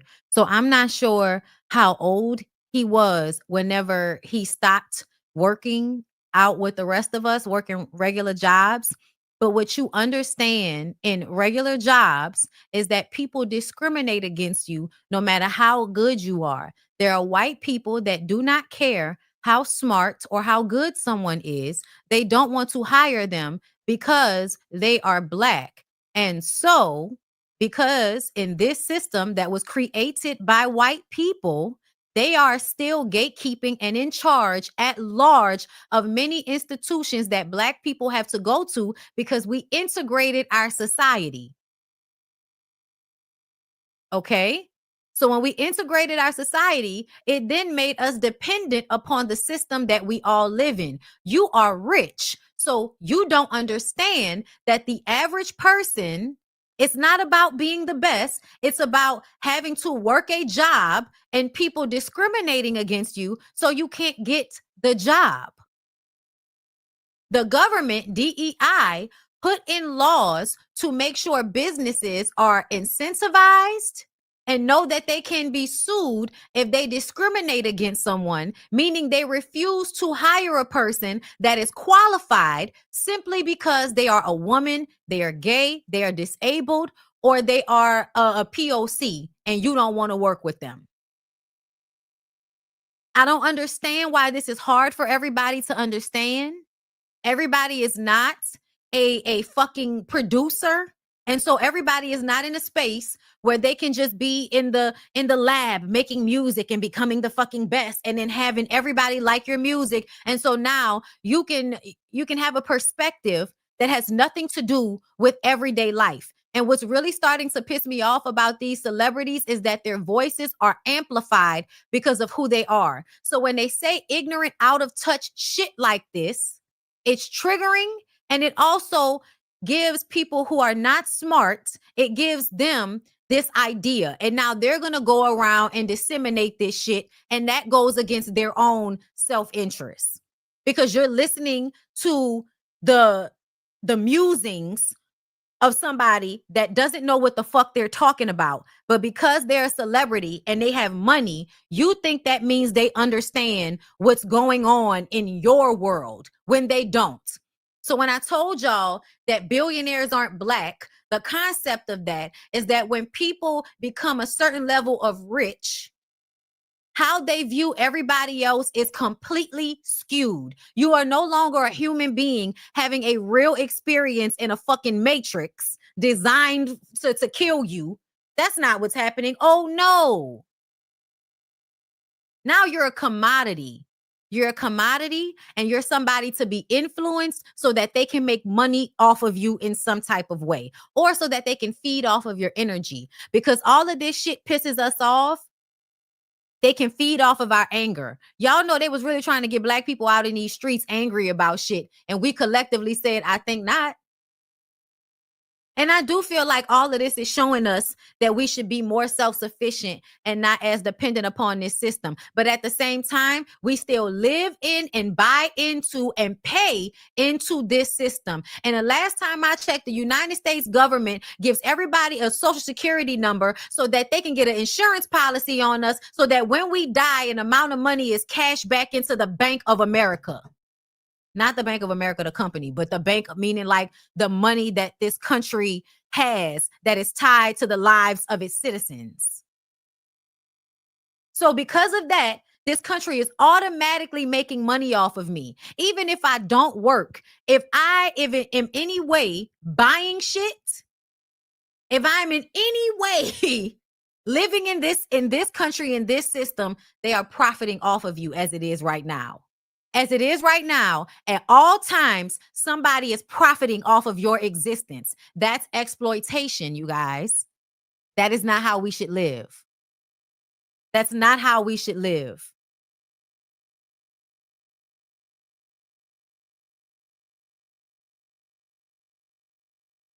So Pharrell, Mike Epps, and another thing is that I feel like all of these entertainers, they like to act like they got money like that, but the truth of the matter is they be struggling too, but they're closer to the people that are lobbying for this messaging, right? The corporations will get celebrities and entertainers to say things to y'all to change y'all's mind about what's best for y'all because y'all have parasocial relationships with people that make music.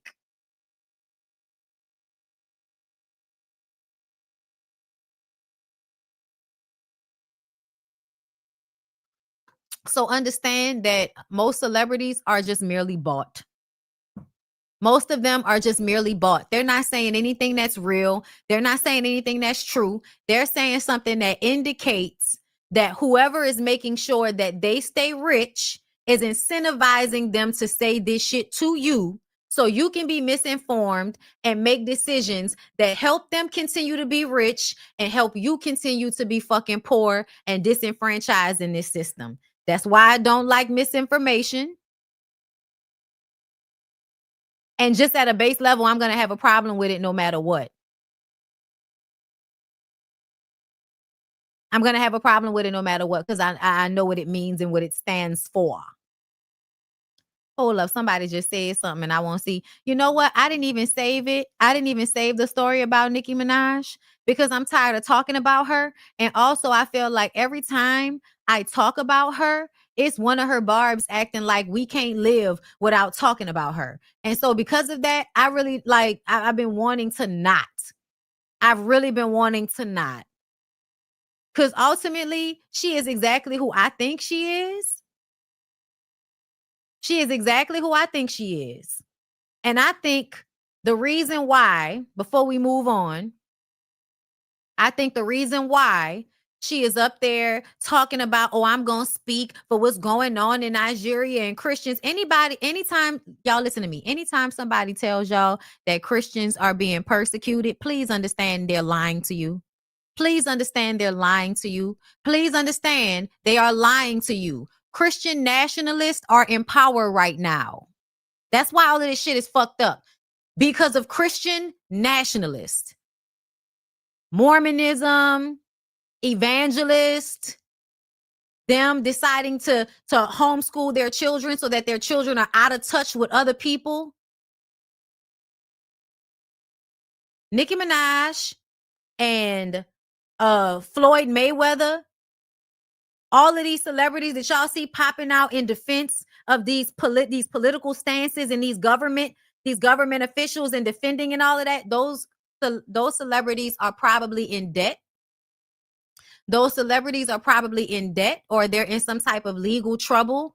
And these people provide them with a way out as long as they will get on social media and say certain things so that they can influence the people that follow them into a certain way of thinking.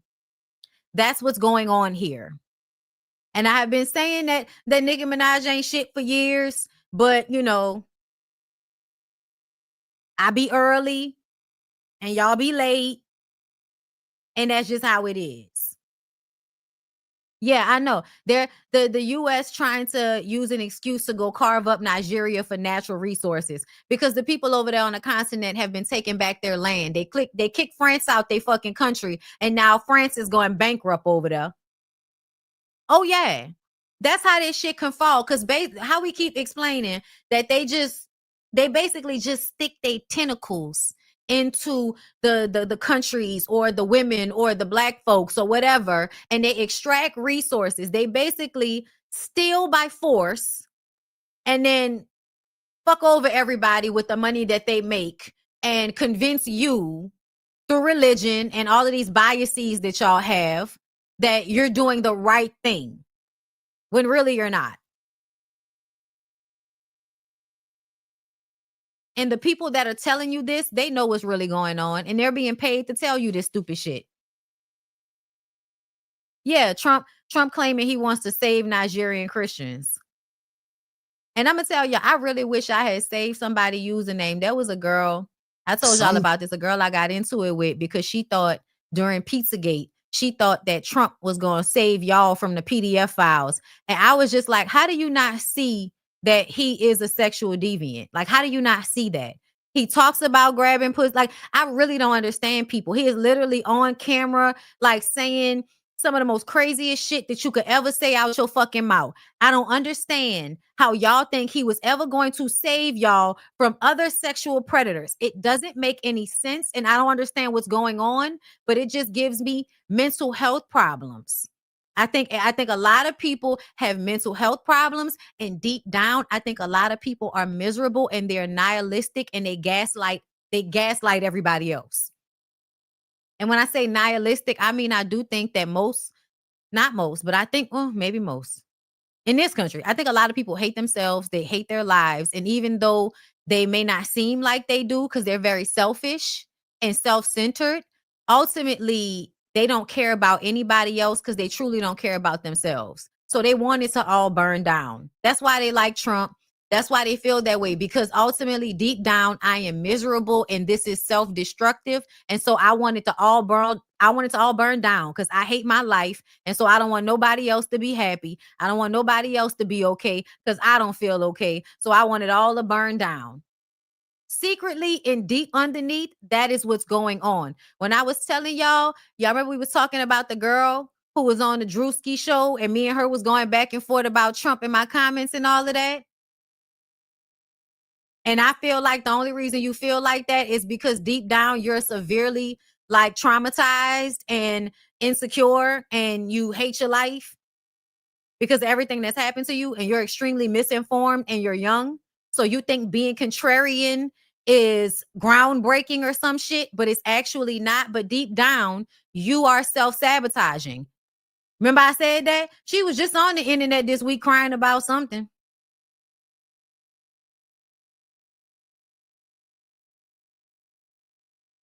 Y'all don't be okay. Y'all don't. Y'all be miserable in real life. Y'all do not be okay.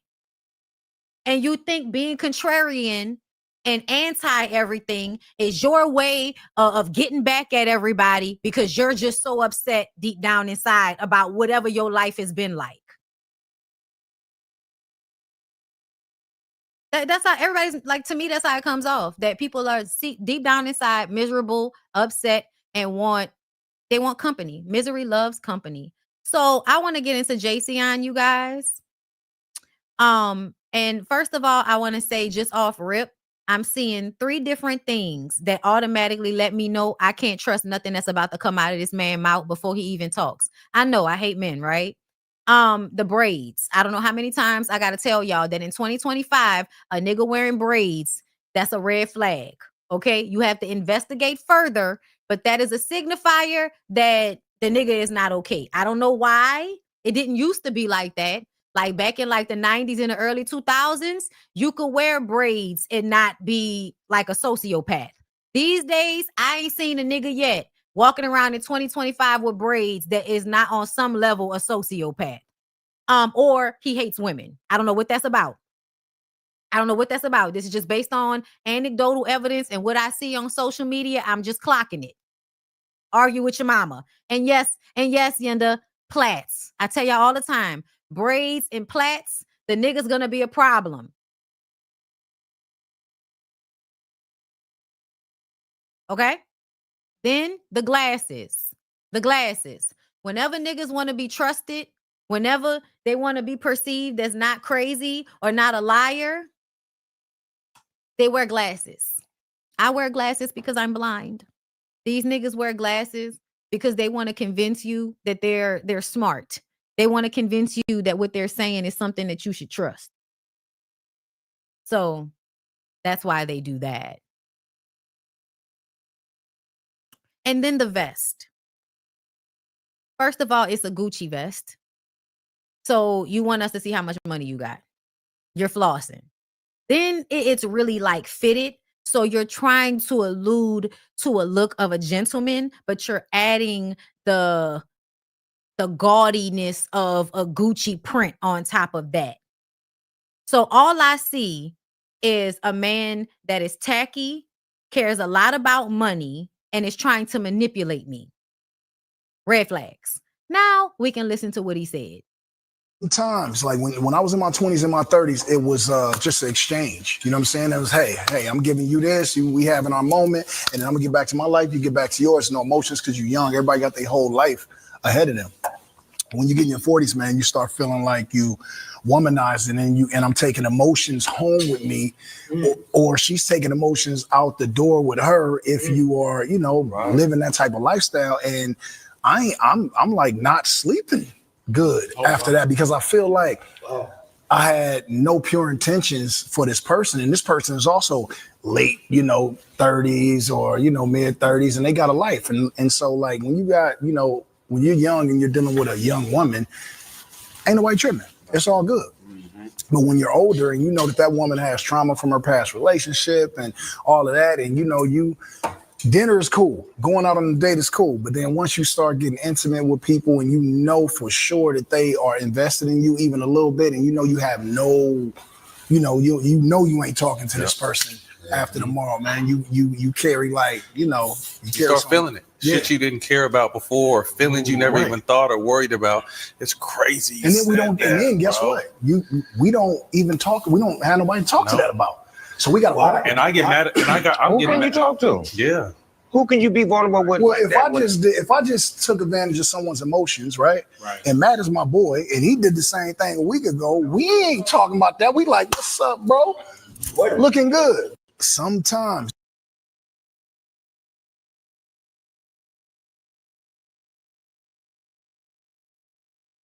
So he just said that he understands that when he emotionally manipulates a woman and his homeboy emotionally manipulates a woman, that they are not to be trusted. He just said that. And so when I don't trust these niggas and y'all say I hate men, that's why I say that nobody hates men more than other men. Nobody hates men more than other men. And honestly, I hate that y'all say that I hate men, because I want y'all to like have evidence of me cutting somebody's dick off before y'all start talking about I hate men. I need physical evidence of that hate, because me just not trusting people is smart. Okay? But this is my comment. As they get older, they lose testosterone, and it allows them to feel more than the guilt and shame. I said, and I meant to say to feel more. Then the guilt, no, actually. No, I was right. Somebody like corrected my then and put Dan, but no, I said then the guilt and shame follow, not Dan, not more than the guilt. No, baby. As they people always, I said thanks for the correction. As they get older, they lose testosterone, and it allows them to feel more than the guilt and shame. More than y'all, you know what I'm saying? I should have used punctuation. That's why I fucked up. But I was the internet was acting stupid, and I was typing, and so I couldn't see the full box. Girl, whatever. Anyway, y'all understand what I'm saying. They lose testosterone, and it allows them to feel more. Then the guilt and shame follows them, and they are scared if they were to be different, some woman is going to give them all the hurt they dished out. Men who promote fearlessness but are actually full of fear. If y'all was in my members only, y'all know we talked about this with Trick Daddy. Why Trick Daddy doesn't want to actually have a relationship with anybody is because once they get older and they lose testosterone, and then some nigga was in the comments arguing with me, and I want to read his comment because he basically said exactly what I said, but had to tell me that I was wrong. It was very funny to me. He said, actually, the loss of testosterone has negative effects on men's cognitive functioning, empathy, mood, etc. I went and Googled this because I'm smart, so I don't just take what people say for face value. So I Googled this, and it says that loss of testosterone does affect men's functioning, their cognitive function and their mood, but not necessarily their empathy. There are no studies that directly correlate a loss of testosterone with a loss of empathy. I actually think it's the other way around. I think they actually feel their emotions, and they feel the things that they've done in the past more as they get older, because I think testosterone makes you feel anger more. I think testosterone allows for you to push things down and ignore hurt feelings because you can then rely on anger. But once you get older and the testosterone is lessening, then you stop feeling the anger in your body as much. When you're not feeling the anger in your body as much, you can actually think about what you've done. That will then make you feel bad when you really think about it, because the anger is no longer there as a way to suppress the sadness or the guilt or the shame. So when the anger dulls, now I can feel how fucked up I've been. So now, even though I would be a better partner, maybe based on understanding feelings a little bit more now, and not being as angry, I maybe could be a better partner, but I'm scared to, because as soon as I become vulnerable, whatever woman I choose, that's the woman that's going to give me everything back that I gave to everybody else. That is the guilt. That's why I said what I said. This person told me that actually the loss of testosterone means you have less empathy, and then proceeds to try to disrespect me by saying, y'all crack me up with these theses on men. And he's literally telling you why. As you age, you reflect, you become more self-aware, mature, experienced, and therefore become potentially more accountable.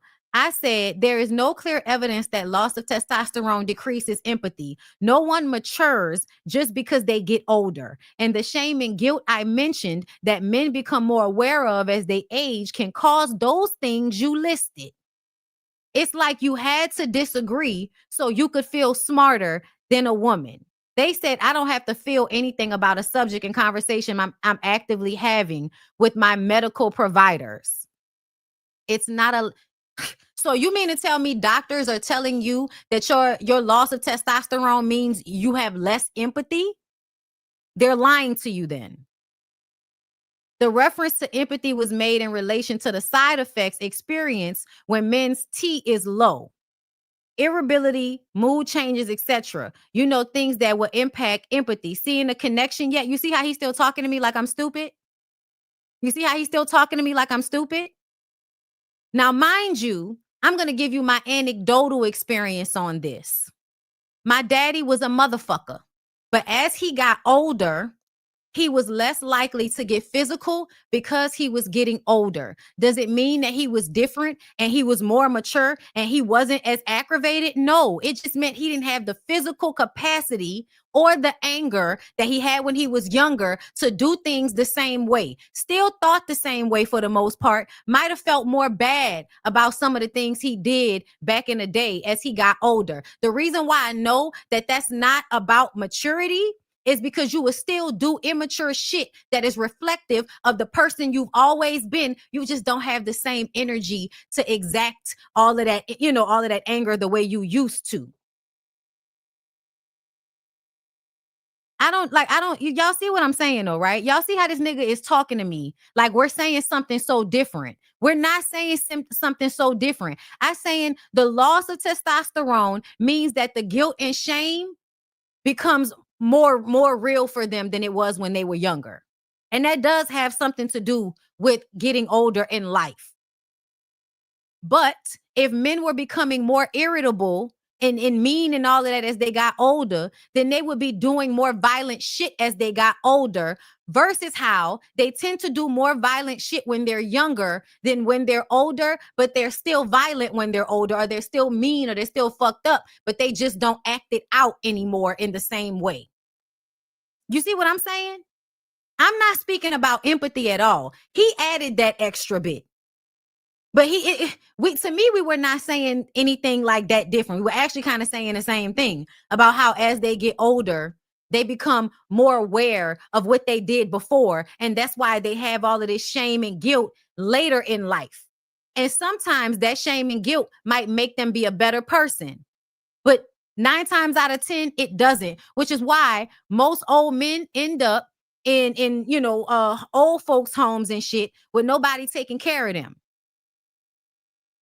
But the amount of violence that men actually take a part in decreases as they get older. So how is it that because you losing testosterone, you more irritable, but you're not acting out violence at the same level as you used to? Can you explain that to me?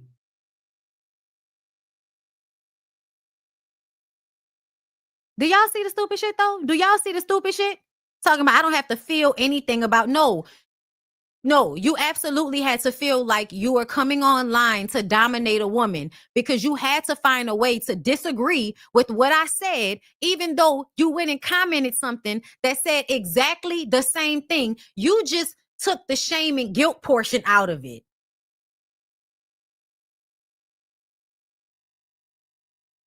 Like, because to me, it sounds like we basically saying the same thing. As they get older, they become more aware of their emotions. Oh my God, these niggas is dumb. Just because you physically can't do it anymore doesn't mean you wouldn't do it anymore. Exactly. Exactly. It's way more men getting in home care than women. This is why I don't argue with ignorant people on the internet. No, for real. That's why he kept commenting and I just ignored him because I'm like, you just want to be smarter than me and we're not even really saying anything much different. You just had to find a way to take one little thing I said and switch it so that I could be wrong and you could be right. And I think that's weird. And I think that proves that y'all just really don't like that women are smart. Talking about y'all writing thesis on men. Yeah, I had a daddy. I don't need to write a thesis on a man. I had a daddy and I remembered what it was like as he was getting older and how he was less angry as he got older, but he was still an asshole. And also, he was able to actually think about the things that he had done and he felt bad about it. It didn't mean that he actually held himself accountable because holding himself accountable would have been acknowledging what he did and apologizing for it. He didn't. You know what he actually did in order to protect his ego? He just changed, or he would find ways to try to do better without actually acknowledging his wrongdoing, which shows me that the maturity level still wasn't there. Because if you were mature, you would have been able to say you were wrong and apologize and seek to actually heal what you did. But that's not what he did. He would just try to fix it on the back end some type of way, like abusing my sister. And I mean, like, you know, physically hitting her, being a disciplinarian, being mean to her, you not my kid, all of that type of shit. Him doing that, having a bad relationship with my sister, he tried to fix that by treating my niece, which was her daughter, like that was his, everything he did for his biological grandson, he did for my niece, who is not biologically his grandchild. But everything that he did for one, he did for the other because he felt bad once he'd gotten older. What he did to my sister, he felt bad about it. So he didn't apologize, but through his actions, he tried to be better when he got older.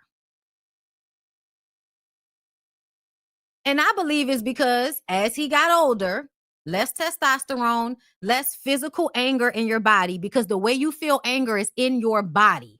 Once you are no longer feeling it in your body like that, it leaves room for you to actually think about what you're feeling and why you're feeling that way. And it's because you feel shame and you feel guilt.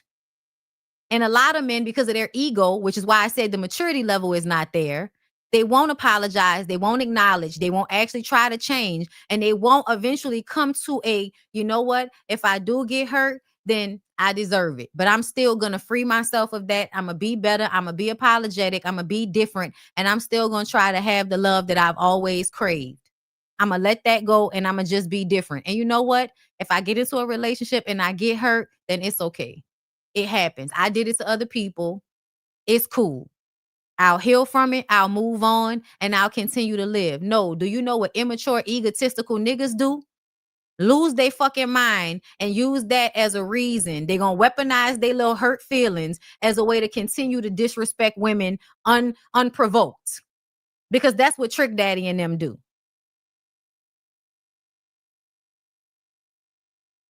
Yes, older men refuse to grow and hold themselves accountable for how bad they treated others.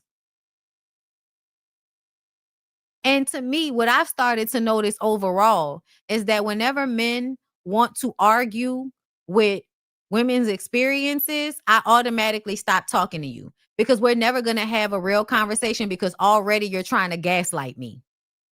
You know what the fuck going on. And that video I played where you asked all of those men if they would want to live in a world with all men, and then they asked women if they want to live in a world with all women. Every woman said, yes, I will live in a world with all women. No man said that he would live in a world with all men. Which should tell you what? That at the end of the day, the shared experience is that both men and women are greatly in fear of other men.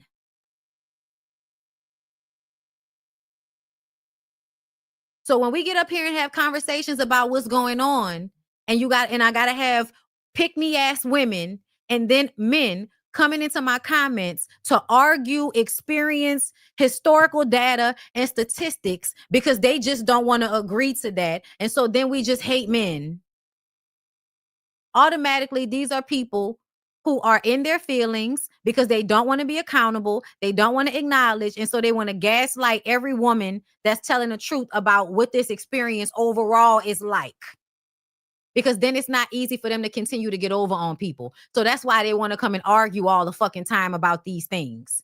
Because you mad that somebody like me, first of all, you can't get over on me. And now I'm talking to thousands of people, giving them the game on how to not let you get over on them. So then you're going to come talking shit to me.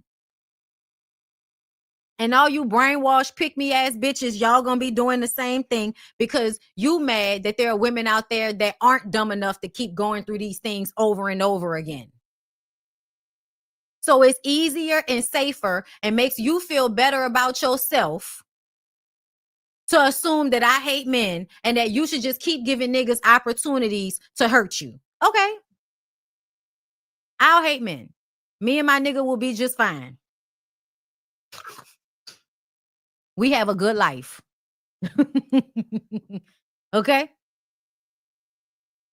I done gave up on them. So I guess I'm gonna be celibate and try to have genuine friendships. And the funny part about it is, I think that's better.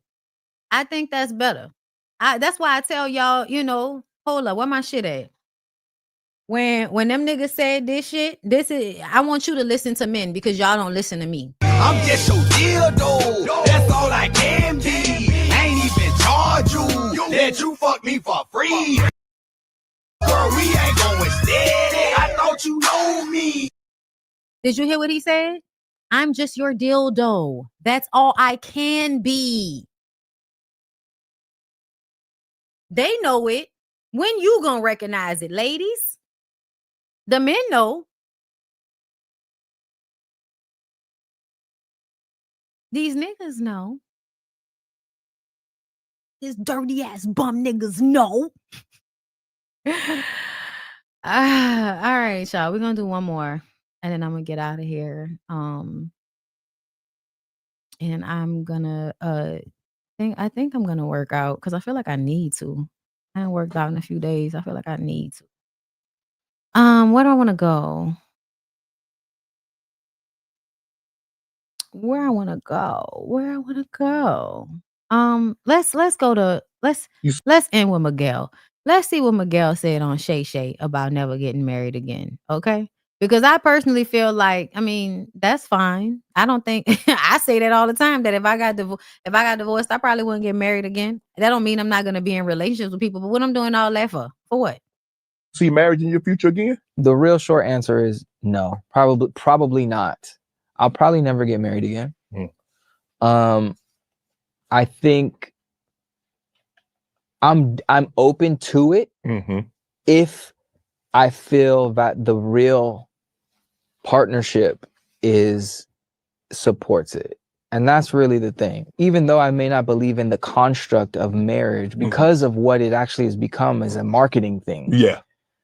I believe in the partnership part. Right. You know what I'm saying? Yeah. So Y'all in the comments, marketing, folks are constantly trying to rewrite what marriage means, but real covenant can't be erased. He said, I don't believe in the construct of marriage, but I believe in partnership. Literally makes zero sense. If you don't think what he said makes sense, something's wrong with you. Or you're being like just obtuse because you want to believe in this system because it helps you feel better, right? Makes you feel tingly inside to think that, you know, oh, everybody's going to be in love and everybody's going to get married and it's all going to be perfect. And if everybody just open up their heart to it, then, you know, everybody can just have this perfect experience. We're all just going to find our one person out there and we're going to be with them for the rest of our lives and we're going to die. Yeah, like y'all, that's a fairy tale. When he's talking about it's a marketing thing, it's because getting married is $1 billion industry. And you are being embedded with marriage and the concept of marriage so that you can buy expensive rings and pay for expensive venues and spend thousands and thousands and thousands of dollars on a wedding and then get married so that a woman can be, you know, basically property of a man. And it will continue this system. The nuclear family is not real. The nuclear family is not the best option for a family. And anybody that actually has a family should recognize this. The nuclear family is mom, dad, and kids, and that's it. What that does is it isolates the woman, especially if you live under the concept that y'all want the woman to be in the house, cooking and cleaning and taking care of children and nurturing, and the man out in the world protecting and providing, but really just going to a dead-end job over and over and over again, and then just coming home with a menial paycheck to barely make it by. That's the nuclear family situation. That's actually not healthy, and it makes it easier for women to be abused, overworked, and it makes it easier for the children to be abused and traumatized because the parents are being overworked. What actually works is a tribal system and a communal system when it comes to families. For instance, yes, you might have two parents, mother and father, but you also have grandparents, aunties and uncles, cousins. You have other family members that you can rely on in a communal tribal system. Like the way it used to be is the women take care of all the children. The men come into the situation after the boys turn 7. But for the most part, the women are the ones, but it's not just one woman. It's all of the women communally together. And I'm going to just tell y'all how that worked in my life. In my life, what saved me was the fact that my family is very big and we have a whole bunch of women who are married to a few decent men. But for the most part, it's the women in my family that keeps everything together, keeps us connected, and are the people that you can rely on when people need help. Okay? It's the women in the family. And the fact that I have a whole bunch of aunts, and so I had a whole bunch of cousins, and you know, all of that is what insulated and supported my family. All of those fucking women that are connected to my mother that were able to aid her when she needed help with me, when she needed somebody to come get me from school because she was working. Both of my cousins, who I said are like my sisters, were available to help her. My mom, because she owned a business, gave anybody in our family that needed like a little job, washing hair, clean the shop, do all of that type of shit, get you a little job, go work for Titania. You want to do, my cousin Matok, at one point, she was doing nails and all of that. You want to come and do nails, you can come set up some shit in the back of your auntie shop and you can make money doing nails. Now you got her clientele to come and get your nails done. So I understand community and a tribal understanding that a lot of the times most men are not nurturers and women just need a bunch of other women helping them raise the kids. Men can be very helpful when they are stable, when they are in control of their emotions, and when they're the type of man that is safe for women to be around. That's why it didn't used to be about who was the actual biological father, but who had the mental, emotional stability to be a father to the children of the tribe. Because it's not enough of y'all that can be like that. That's why, you know what I'm saying? And yeah, my uncles and shit were there, but like I said, few and far in between, and they're all low-key wayward. And if it wasn't for their sisters and the women in their lives supporting them and helping them and loving them no matter how fucked up they were, those niggas would not really have anything.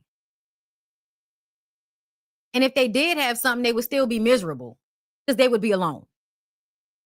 If it were not for the women that stayed with them, that were always trying to fix it and make it easy for them to be available to their children, no matter how ain't shit they were.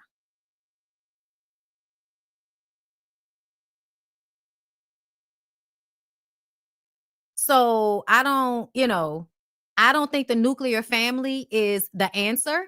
And especially now that I've read the book, And I would implore you, if you like to read books about these things, there's a book called The Way We Never Were, which explains to you how this is exactly marketing that makes you think we lived the life that we never lived. At large, most of the American population has always been too poor to live this nuclear family traditional 50s lifestyle that y'all think people at large were living, that they were not. And during that time, before they put the child labor laws in, children used to Children used to drop out of school between 3rd and 8th grade most of the time, because they had to go and work, because everybody is too fucking poor to live a traditional lifestyle where a man is working and a woman is at home cleaning and taking care of children.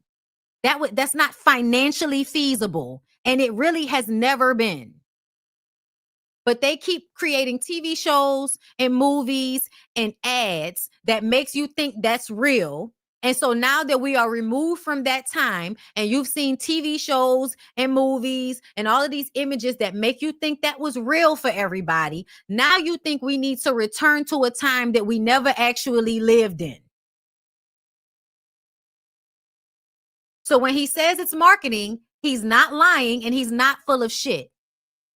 You do not have to be married to someone in order to be in partnership with them. Marriage, and I hate when y'all talk about that covenant shit, because at the end of the day, that's the religious aspect, and that's cute, but ultimately, what transcends religion, marriage transcends religion, and marriage was a financial institution. Women are currency. Women were currency. Women are currency because women have children that create more workers that can work land. So women were used as currency. Marriage is how you buy and sell women. That's what it started out as. That's what it's been. And then in recent years, with the growth of television and movies and digital, anything digital. So now that we can watch movies all the time, now, radio, anything that can put stories and the images that they want y'all to see, the propaganda they want y'all to fall for, they put it in TV shows, they put it in books, they put it in plays, they put it in movies. And so now you think marriage is one thing, when the truth of the matter is, for way longer, it is simply a financial institution between two families. It was not about love at the beginning. The love portion is recent. People did not get married for love. Honestly, and even in this country, a lot of the times it was the families orchestrated. The families decide that's a family we would like to go into business with. So we're going to put our kids together. That's why I want love, mama. I don't want to be with a man just for money. I want love. I want him to love me. And then we got TV shows and movies that showing you that the rich man going to be terrible, but the poor man going to be good. So just follow love, girl. So we did that. We was like, oh, money don't matter. It's about love. I want to be with somebody that I actually love, because y'all exploit the fact that girls don't want to be lying under old ass men or niggas that they not attracted to simply because their family thinks that's the best option. Women wanted to choose for themselves. So how do we exploit that? Now we're going to sell to them that they need to go be with a broke nigga who's going to abuse them and be mad that he ain't got no fucking money. We just keep finding ways to exploit. That's all.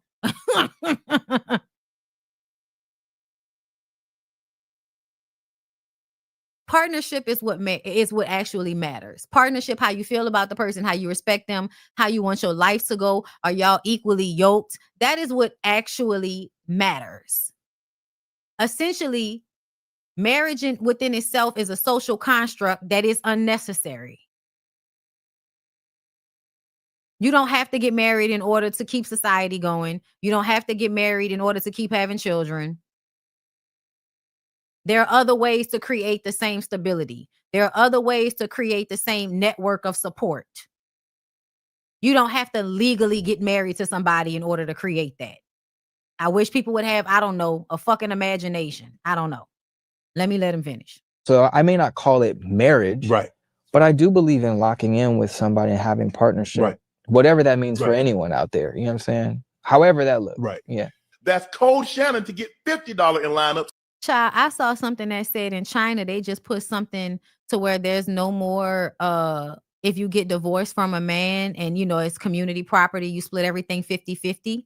They've now made it so that it's not like that. So now you have to fight. Instead of it just being automatic that when you get, you know, divorced from somebody, y'all split assets down the middle. Instead of that, now women are going to have to fight if their name wasn't already on the house, right? And so I said, that sounds like more incentive to not get married. That sounds like more incentive to not get married. If you think we're about to have a life together and become one, but when I decide, or if we decide to break up, that means you get to take everything and go on because you the man and your name was on the house. Even though I helped you sustain, I helped you get the money sometimes, especially with Black people. You know what I mean? Like men use women all the time in order to accumulate wealth. So the fact that y'all think that women are not entitled to assets once they've been married to a person means you just want women to be in enslavement, right? They only get something if they are getting it from you.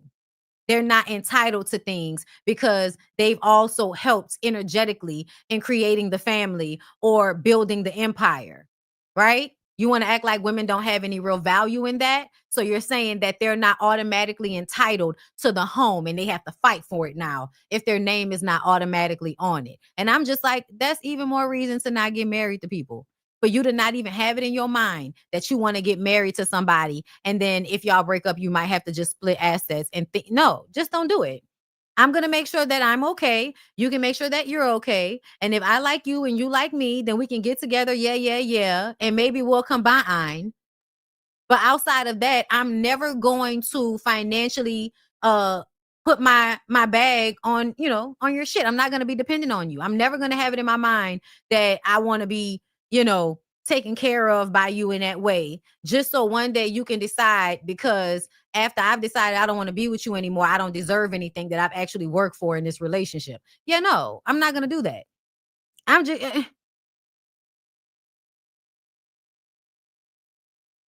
just don't get married. And then they got people in the comments calling me a gold digger, which, you know, in real life, anybody that knows me, you know, that couldn't be the furthest thing from the fucking truth.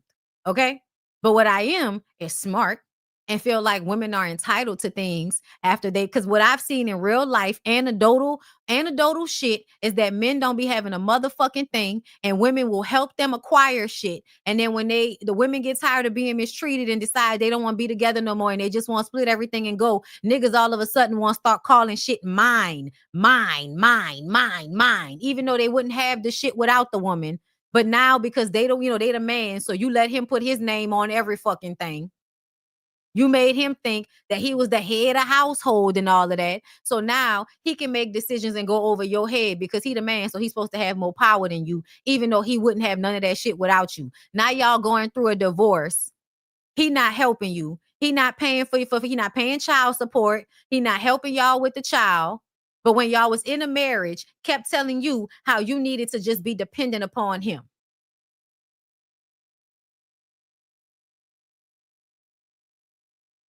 Child, niggas wish I was a gold digger. That way they could have access to me. They wish I was. But no, because see, I view money as leverage for people. So if I'm accustomed to a certain lifestyle that you're providing, so now I care more about that than my own liberation or my own peace, then I'm going to think that I should allow you to abuse me so I can keep a standard of living. And I'm so sorry, but fuck no. Real nigga shit, fuck no. Absolutely the fuck not.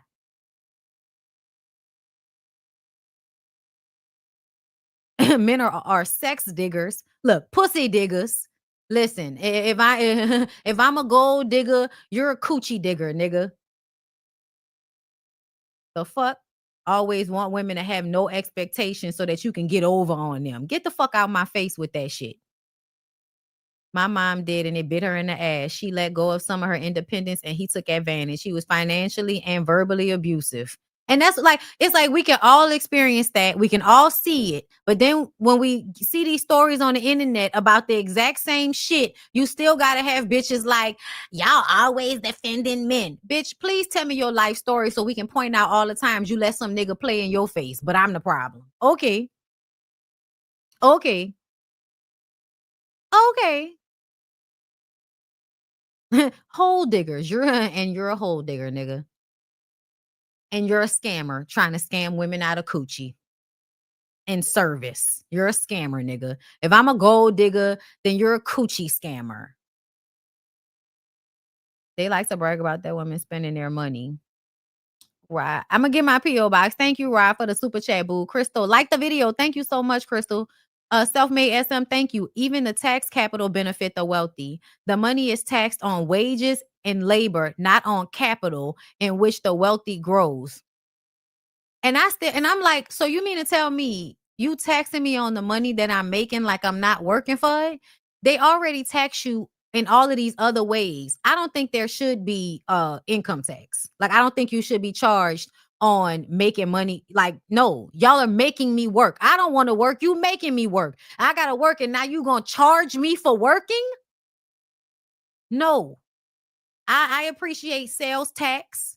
I appreciate taxes on corporations and all of that, because y'all own all of this shit. You know what I'm saying? Like, all of that. I also don't like property tax. I don't like property tax neither. Because if I own the land, a way for you to steal my land from out under me is to charge me taxes and then be like, oh, y'all didn't pay the taxes, so now I'm gonna take the house from you, even though I paid the house off and it's my house. But you renting me the land that the house is on. That's the only way I could think of. So I don't own it. Y'all own it, and I'm renting it from you. That's what it seemed like to me. It's all scammy as fuck. Fangie baby, thank you for the super chat. We got to stop suggesting these men go back to women who escaped them. Somebody did so in the comments. Tiffany, don't need to go back to nobody's JC on. Yeah, don't nobody need to go back to that nigga. Are you stupid assholes? Anyway. Fabulous Faces, thank you for the super chat. It always boggles my mind how men mistreat women but have daughters. Make it make sense. Because they don't care about their daughters either. And also, they've been mistreating women their whole life. And you have children by fucking. See, everybody likes to assign all of this spiritual meaning on children coming into the world. And there may be spiritual meaning attached to it, but essentially you had sex and now you're having a baby. That's just what it is. So once you understand that, you're going to stop assuming that these niggas, or even sometimes these women, are innately going to care about their offspring. They're not. It's not innate for people to care about their offspring. I do feel like there are a lot of things hormonal that women go through in order to ensure that they care about their offspring. Yes, but does that mean women don't throw their babies against the wall because of fucking postpartum? Exactly. So that's why I just feel like I don't give a fuck about none of that shit y'all be talking about. People should only have children if they really, really want to have them from the standpoint of, I want to experience motherhood. I want to help a child grow. I want to be a good parent to a child. I want to love a child, but I don't want a child to be a mini me. I don't want to have them so that they can provide me with emotional support, because that's what a lot of y'all are doing, even though y'all don't want to admit it to yourself. You having kids so that somebody will love you unconditionally. And the only reason you feel like children love you unconditionally is because they are dependent upon you, which is another way, honestly, of forcing love and affection from coercion, because children are dependent upon you. So honestly, I would suggest that everybody love themselves before they have children, because the way y'all look to children to quell y'all emotions is very harmful. Only have a kid if you intend to love and nurture and teach them how to live in this world. Yes. Because a lot of people, y'all are having kids because it makes you feel good to be a mom, because it looks good. You've accomplished it. You've done the check mark thing. Women are supposed to get married and have a baby. I've done it. I got married. I had the baby. I have graduated. Bitch, I am at the top of womandom. I've done it. And really, you can get married and have a baby and be an ain't shit, just despicable, disgusting woman. You can be. So that's why that don't mean nothing to me. Sorry. Most people want kids but don't want to parent. No, they don't, Jennifer. No, they don't. Thank you, Crash Out Auntie. Okay, we crashing out today, Auntie. Thank you for today's education. It's my fucking pleasure. Okay, hold up, not that one. It's my fucking pleasure. Oh, not that one. Not that one. Not that one. Just pressing buttons. That one. Thank you. Listen, okay. Message. I had to get it off my chest. I just saw a lot of shit that was working on my nerves. Y'all know I'll be back tomorrow, and I'm gonna go after I work out. I'm gonna work on eCam because I just bought it. So I do want to transition to eCam because Jamie tells me it's a better operating system, and I probably won't have all of these fucking issues. So I'm gonna be working on that today. So hopefully tomorrow's live will be with eCam because I just need to brush up. I haven't played with that in a minute. But please understand, y'all, I don't hate anybody. Like, that's not my way, but I don't like bullies. I don't like authoritarianism. I don't like homophobia. I don't like transphobia. I don't like people that are always trying to tell other people how to live their lives while being hypocritical. I don't like judgmental, religious people. I don't like racist. Yeah, I don't like any of that shit. I don't like a lot of shit, but just off rip, hating men just off rip, no. I don't trust you, and you have to prove to me that you are trustworthy. But outside of that, I don't give a fuck enough to hate people I don't know. Just to be clear. Because I don't know why y'all just be assuming shit about me. Y'all assume too much. Y'all automatically assume shit all the time. Just like if I didn't tell y'all about my daddy all the time and the type of father that I had, motherfuckers be online assuming I don't have a dad because I'm not out here guzzling dick in the comments, which is so weird. Because 9 times out of 10, the man or the woman that's saying it to me, they didn't have no fucking daddy. 9 times out of 10.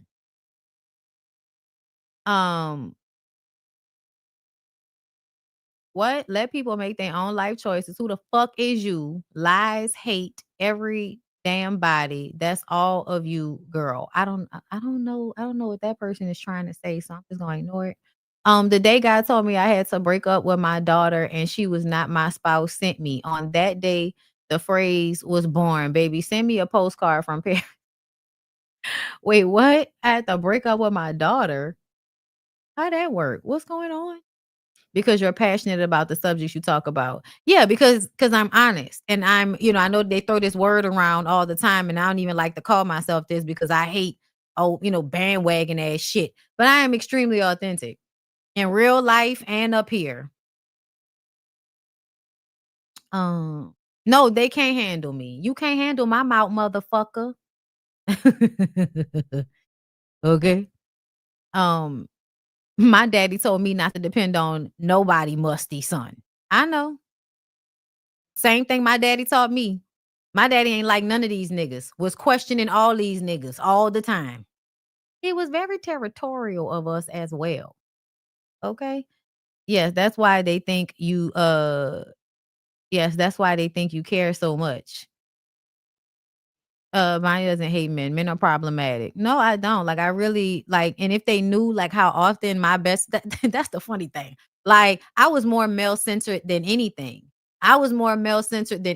Because to me, women be the problem a lot of the times, right? Like, bitch, you can't control your emotions. Why you being stupid? Why you letting that nigga play with you? Why you letting that nigga manipulate you and all of this type of shit? But then you grow up, you read books, and you recognize how much of this shit is brainwashing. Okay? And women will argue on behalf of shit that they not even benefiting from because they brainwashed by some dick. They are living in lies, and I'm not living in there with them. Men stay saying I didn't have a daddy because I don't praise them. No, they always say that. They automatically assume that. And it's so fucking weird. Or they assume you single. Tell me you single without telling me you single. Bitch, I ain't been single. Bitch, I have not been single for more than 5 months in my entire teenage to adult life. In my entire teenage to adult life, a motherfucker like me who likes both men and women has never, ever, ever been hard up to find somebody that like me. It ain't never been that hard. I've been with the same nigga for 15 years. I was single for 5 minutes before me and that nigga got together. I love that you had a daddy and are married, so they can't try and use the lack of those things to decredit. I know. It's hilarious, ain't it? It is hilarious. And then I like my nigga and my nigga like me. That's another thing. Child. That's I'd be like, I don't know what the fuck y'all talking about. I grew up in a 2-parent household. I grew up middle class, and I've been with the same nigga for 15 years that I met in college that was best friends with my first best friend, which was my male cousin. My male cousin was best friends with my husband, and that's how I met my husband. So I don't know what anybody's talking about. And before that, most of my best friends have been men. They really don't know what the fuck they be talking about. I'm single because people be liking me and I don't be liking them. No, that too. If I was single, it would be because of that. Because most people I don't like. I'm always like, child, it must have been in the cards for me and Lyric to meet each other. So when I tell, the older I get, the less I would want to be in a relationship with anybody, not even women. Cause the ones I meet be some of the most trash assholes you ever meet in your life. I put her in the same emotional spot a person will put a spouse in. Unacceptable. Yeah, you can't do that. You can't do that. My parents told me to not become a housewife too. Because people understand that you can't live your whole life for other people. That's not fulfilling. You're going to be miserable living your whole life for other people. If you were supposed to be living your life for other people, you would be able to jump in and out of their body and share their experience inside their body, but you can't, which tells me that you're supposed to be living your life and they supposed to be living theirs. You can't live for nobody else. My boo and I talk to one another about issues, not others. When y'all, we are big on keeping it in-house. Oh, okay. I don't know what we talking about. How we got there. And like is almost non-existing in this society. No, for real. Like you can love a motherfucker all day, but do you like them? Because most people be in marriages and relationships with people that they hate, just to be clear. Just to be clear. Because actually liking somebody means like never really wanting to hurt them. I don't know about everybody else. And that doesn't mean you don't hurt them. It doesn't mean it doesn't happen because sometimes what's best for you is not what's best for them. And so that's what's going to cause the issue. But the ability to allow people to be with respect of your own boundaries is how relationships should work. Not, I don't care about how I feel as long as you happy. No, that's not, no. Mind you, them kids in Chicago got arrested. The community came together to find them. Good. I'm glad. We'll talk about it tomorrow because I'm sure people will post it. And that's what I can't do. Fake it. Exactly. I can't fake it. I can't pretend to like people. Girl, I wish I could. Surviving years of marriage makes it sound like a drag. Yeah, it do. It's a cycle. And if you have a good situation, y'all will find y'all way back to each other, especially if it's not like a whole bunch of pain and shit attached to it. I feel like we over here, we just have a base level respect for each other that we don't go under. And especially now that I'm older and I am more set in my convictions, if I was not married, I would not accept any of the shit that I be seeing out here. I would not accept any of this shit. I wouldn't accept no nigga talking to me about 50-50. I wouldn't accept no nigga trying to trap me in an argument, trying to best me, trying to dominate me in conversations. Like all of that weird shit, calling me out my name, being red pill, liking problematic niggas too much. Yeah, none of that. All of that's unattractive. So I wouldn't even be fucking with niggas if there was no lyric. Okay, so let's away from looking at niggas, let's look at women. And for the women, I still ain't found a bitch I like enough. Still, the hoes is crazy. Okay, and they better at it than the niggas. I can see the niggas. The women are the ones that'll convince me otherwise. And upon further investigation, bitch, you crazy. That's why I don't know why people think I hate men, because I say that shit all the time. This is where I am. I'm too old to accept certain things at this stage in life, right? And another thing is that it's okay to not be in a relationship. I don't know where people get that shit from neither. Before me and Larry got together, that 6 months that I was single, bitch, I was happy. I wasn't unhappy. I had friends. I had events. I had shit I was doing. I was working. You know what I'm saying? Go out, have a good time with my coworkers, got friends, had somebody that would slide through, eat me out, go home. Like, like life was great. Find you on point about the system. They got to learn. If not, how can you fight for your families if you're not educated in this area? No, for real. For real. After being divorced, I just don't have time to deal with the BS. Easier being single, because you're not supposed to be here just for a relationship. And that's the propaganda that everybody's been falling for. That the only reason you here is so that you can find some other fucking person to be laying up under. Yeah, no, that's not the point. That's an add-on. That's fun. That's cool when it happens. But you're not supposed to be here just so you could be in a relationship with some funky ass nigga. I always encourage women to learn how to be with self. And they got so many people, young women and old women are like, you just can't talk to them. So they just going to have to, they just going to have to go through their cycle on their own. I'm from make a nigga want to do something special for you because you are just you. Okay.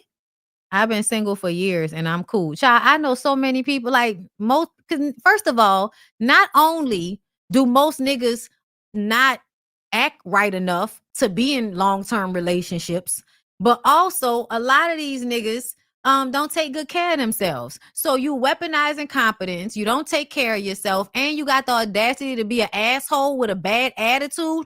Don't have a small dick, or don't have a dick that don't work, or don't just not be good at sex. That's why I be like, base level, if you gonna be dealing with any type of disrespect, that nigga better be having your eyes rolling in the back of your motherfucking head. Cause some of y'all be out here getting y'all pussy toe up, not even getting fuck right, dealing with bullshit from these niggas. And I would fucking never.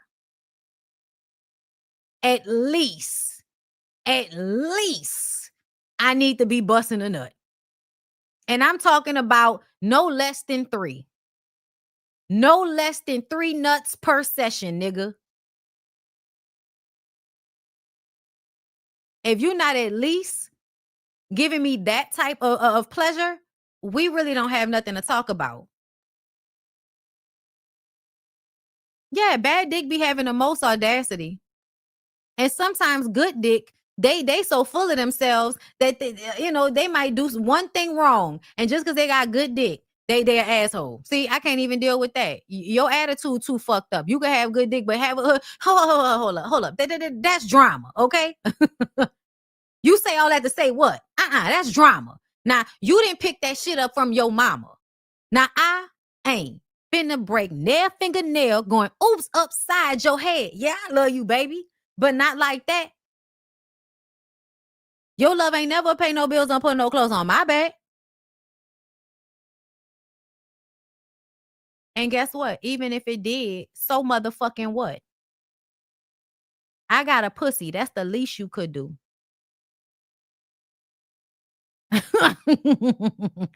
And that's just because when we get in a blend, you gon' nut. It's a question if I'm gon' nut. That's why we already starting out not on equal playing field. Fuck ass nigga. I was married for 22 years and been single for 3. 3 of the best years of my life. And I had what women call a good man. Yeah. You know why? Because sometimes they need to be held at a distance. And because niggas feel entitled and they don't know how to not be a fucking succubus, sometimes the best time of your life gonna be when there's nobody there to suckle from you. Nobody to expect shit from you. That and a lot of men are stuck in their ways. The only men that seem to give a fuck about doing and being better are bi. Haven't ran into another man like him since. Oh my God. Or they had to have had like an experience as a child that cements them being a good person. Okay? Like I've and even in that, women have to be checking these niggas. Women have you, if you do have like what people consider a good man, the woman has to be the enforcer that he stays in that vein. If she's not the enforcer and he can't do it on his own, then he ain't worth shit. Oh, Bondi this with that violent, emotionalist, orgasmless smecks. Go away from me. No, for real. What the fuck is y'all doing out here? Young ladies. Oh my God. I've been widowed going on 4 years. I had a good husband, still not worried about a relationship with anyone else. The relationship that matters is with me. Yes. And I think the older you get, the more you understand that. The more you understand that a lot of it is about you and that your relationships with people are just supposed to mirror yourself back to you. Whatever you need to change, whatever is good about you, people will reflect that back to you. Your experience with them is supposed to make you love yourself more, figure out more about yourself. The relationships I had with people that hurt me a lot, it showed me that I didn't stand up for myself enough, and I needed to stand up for myself more. I need to love myself more. I needed to care about me more than I cared about being liked by somebody else. And I had to go through problematic relationships with people until I could be firm in that. Once I became firm in that, I will interact with people.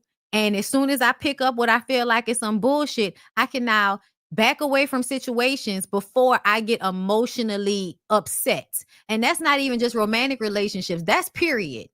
That is period in life. Whenever people start to get all, angry and they get all, whatever emotions or provocation to make me act out of character, the way I used to pop off back in the day, now I can really be like, yeah, no, that's not what I want to do. I'm removing myself. Good day, everybody. I don't give a fuck what's going on. You are not going to upset or change my vibe because you on whatever you on. I have now learned, and I practice it all the time, okay? Because y'all know it's always hard out here. But I have become so good at figuring out ways to protect myself, my psyche, my insides, to have empathy for people, to show up when I feel like I can and when I should, but also to retreat back into me and put me first and center me.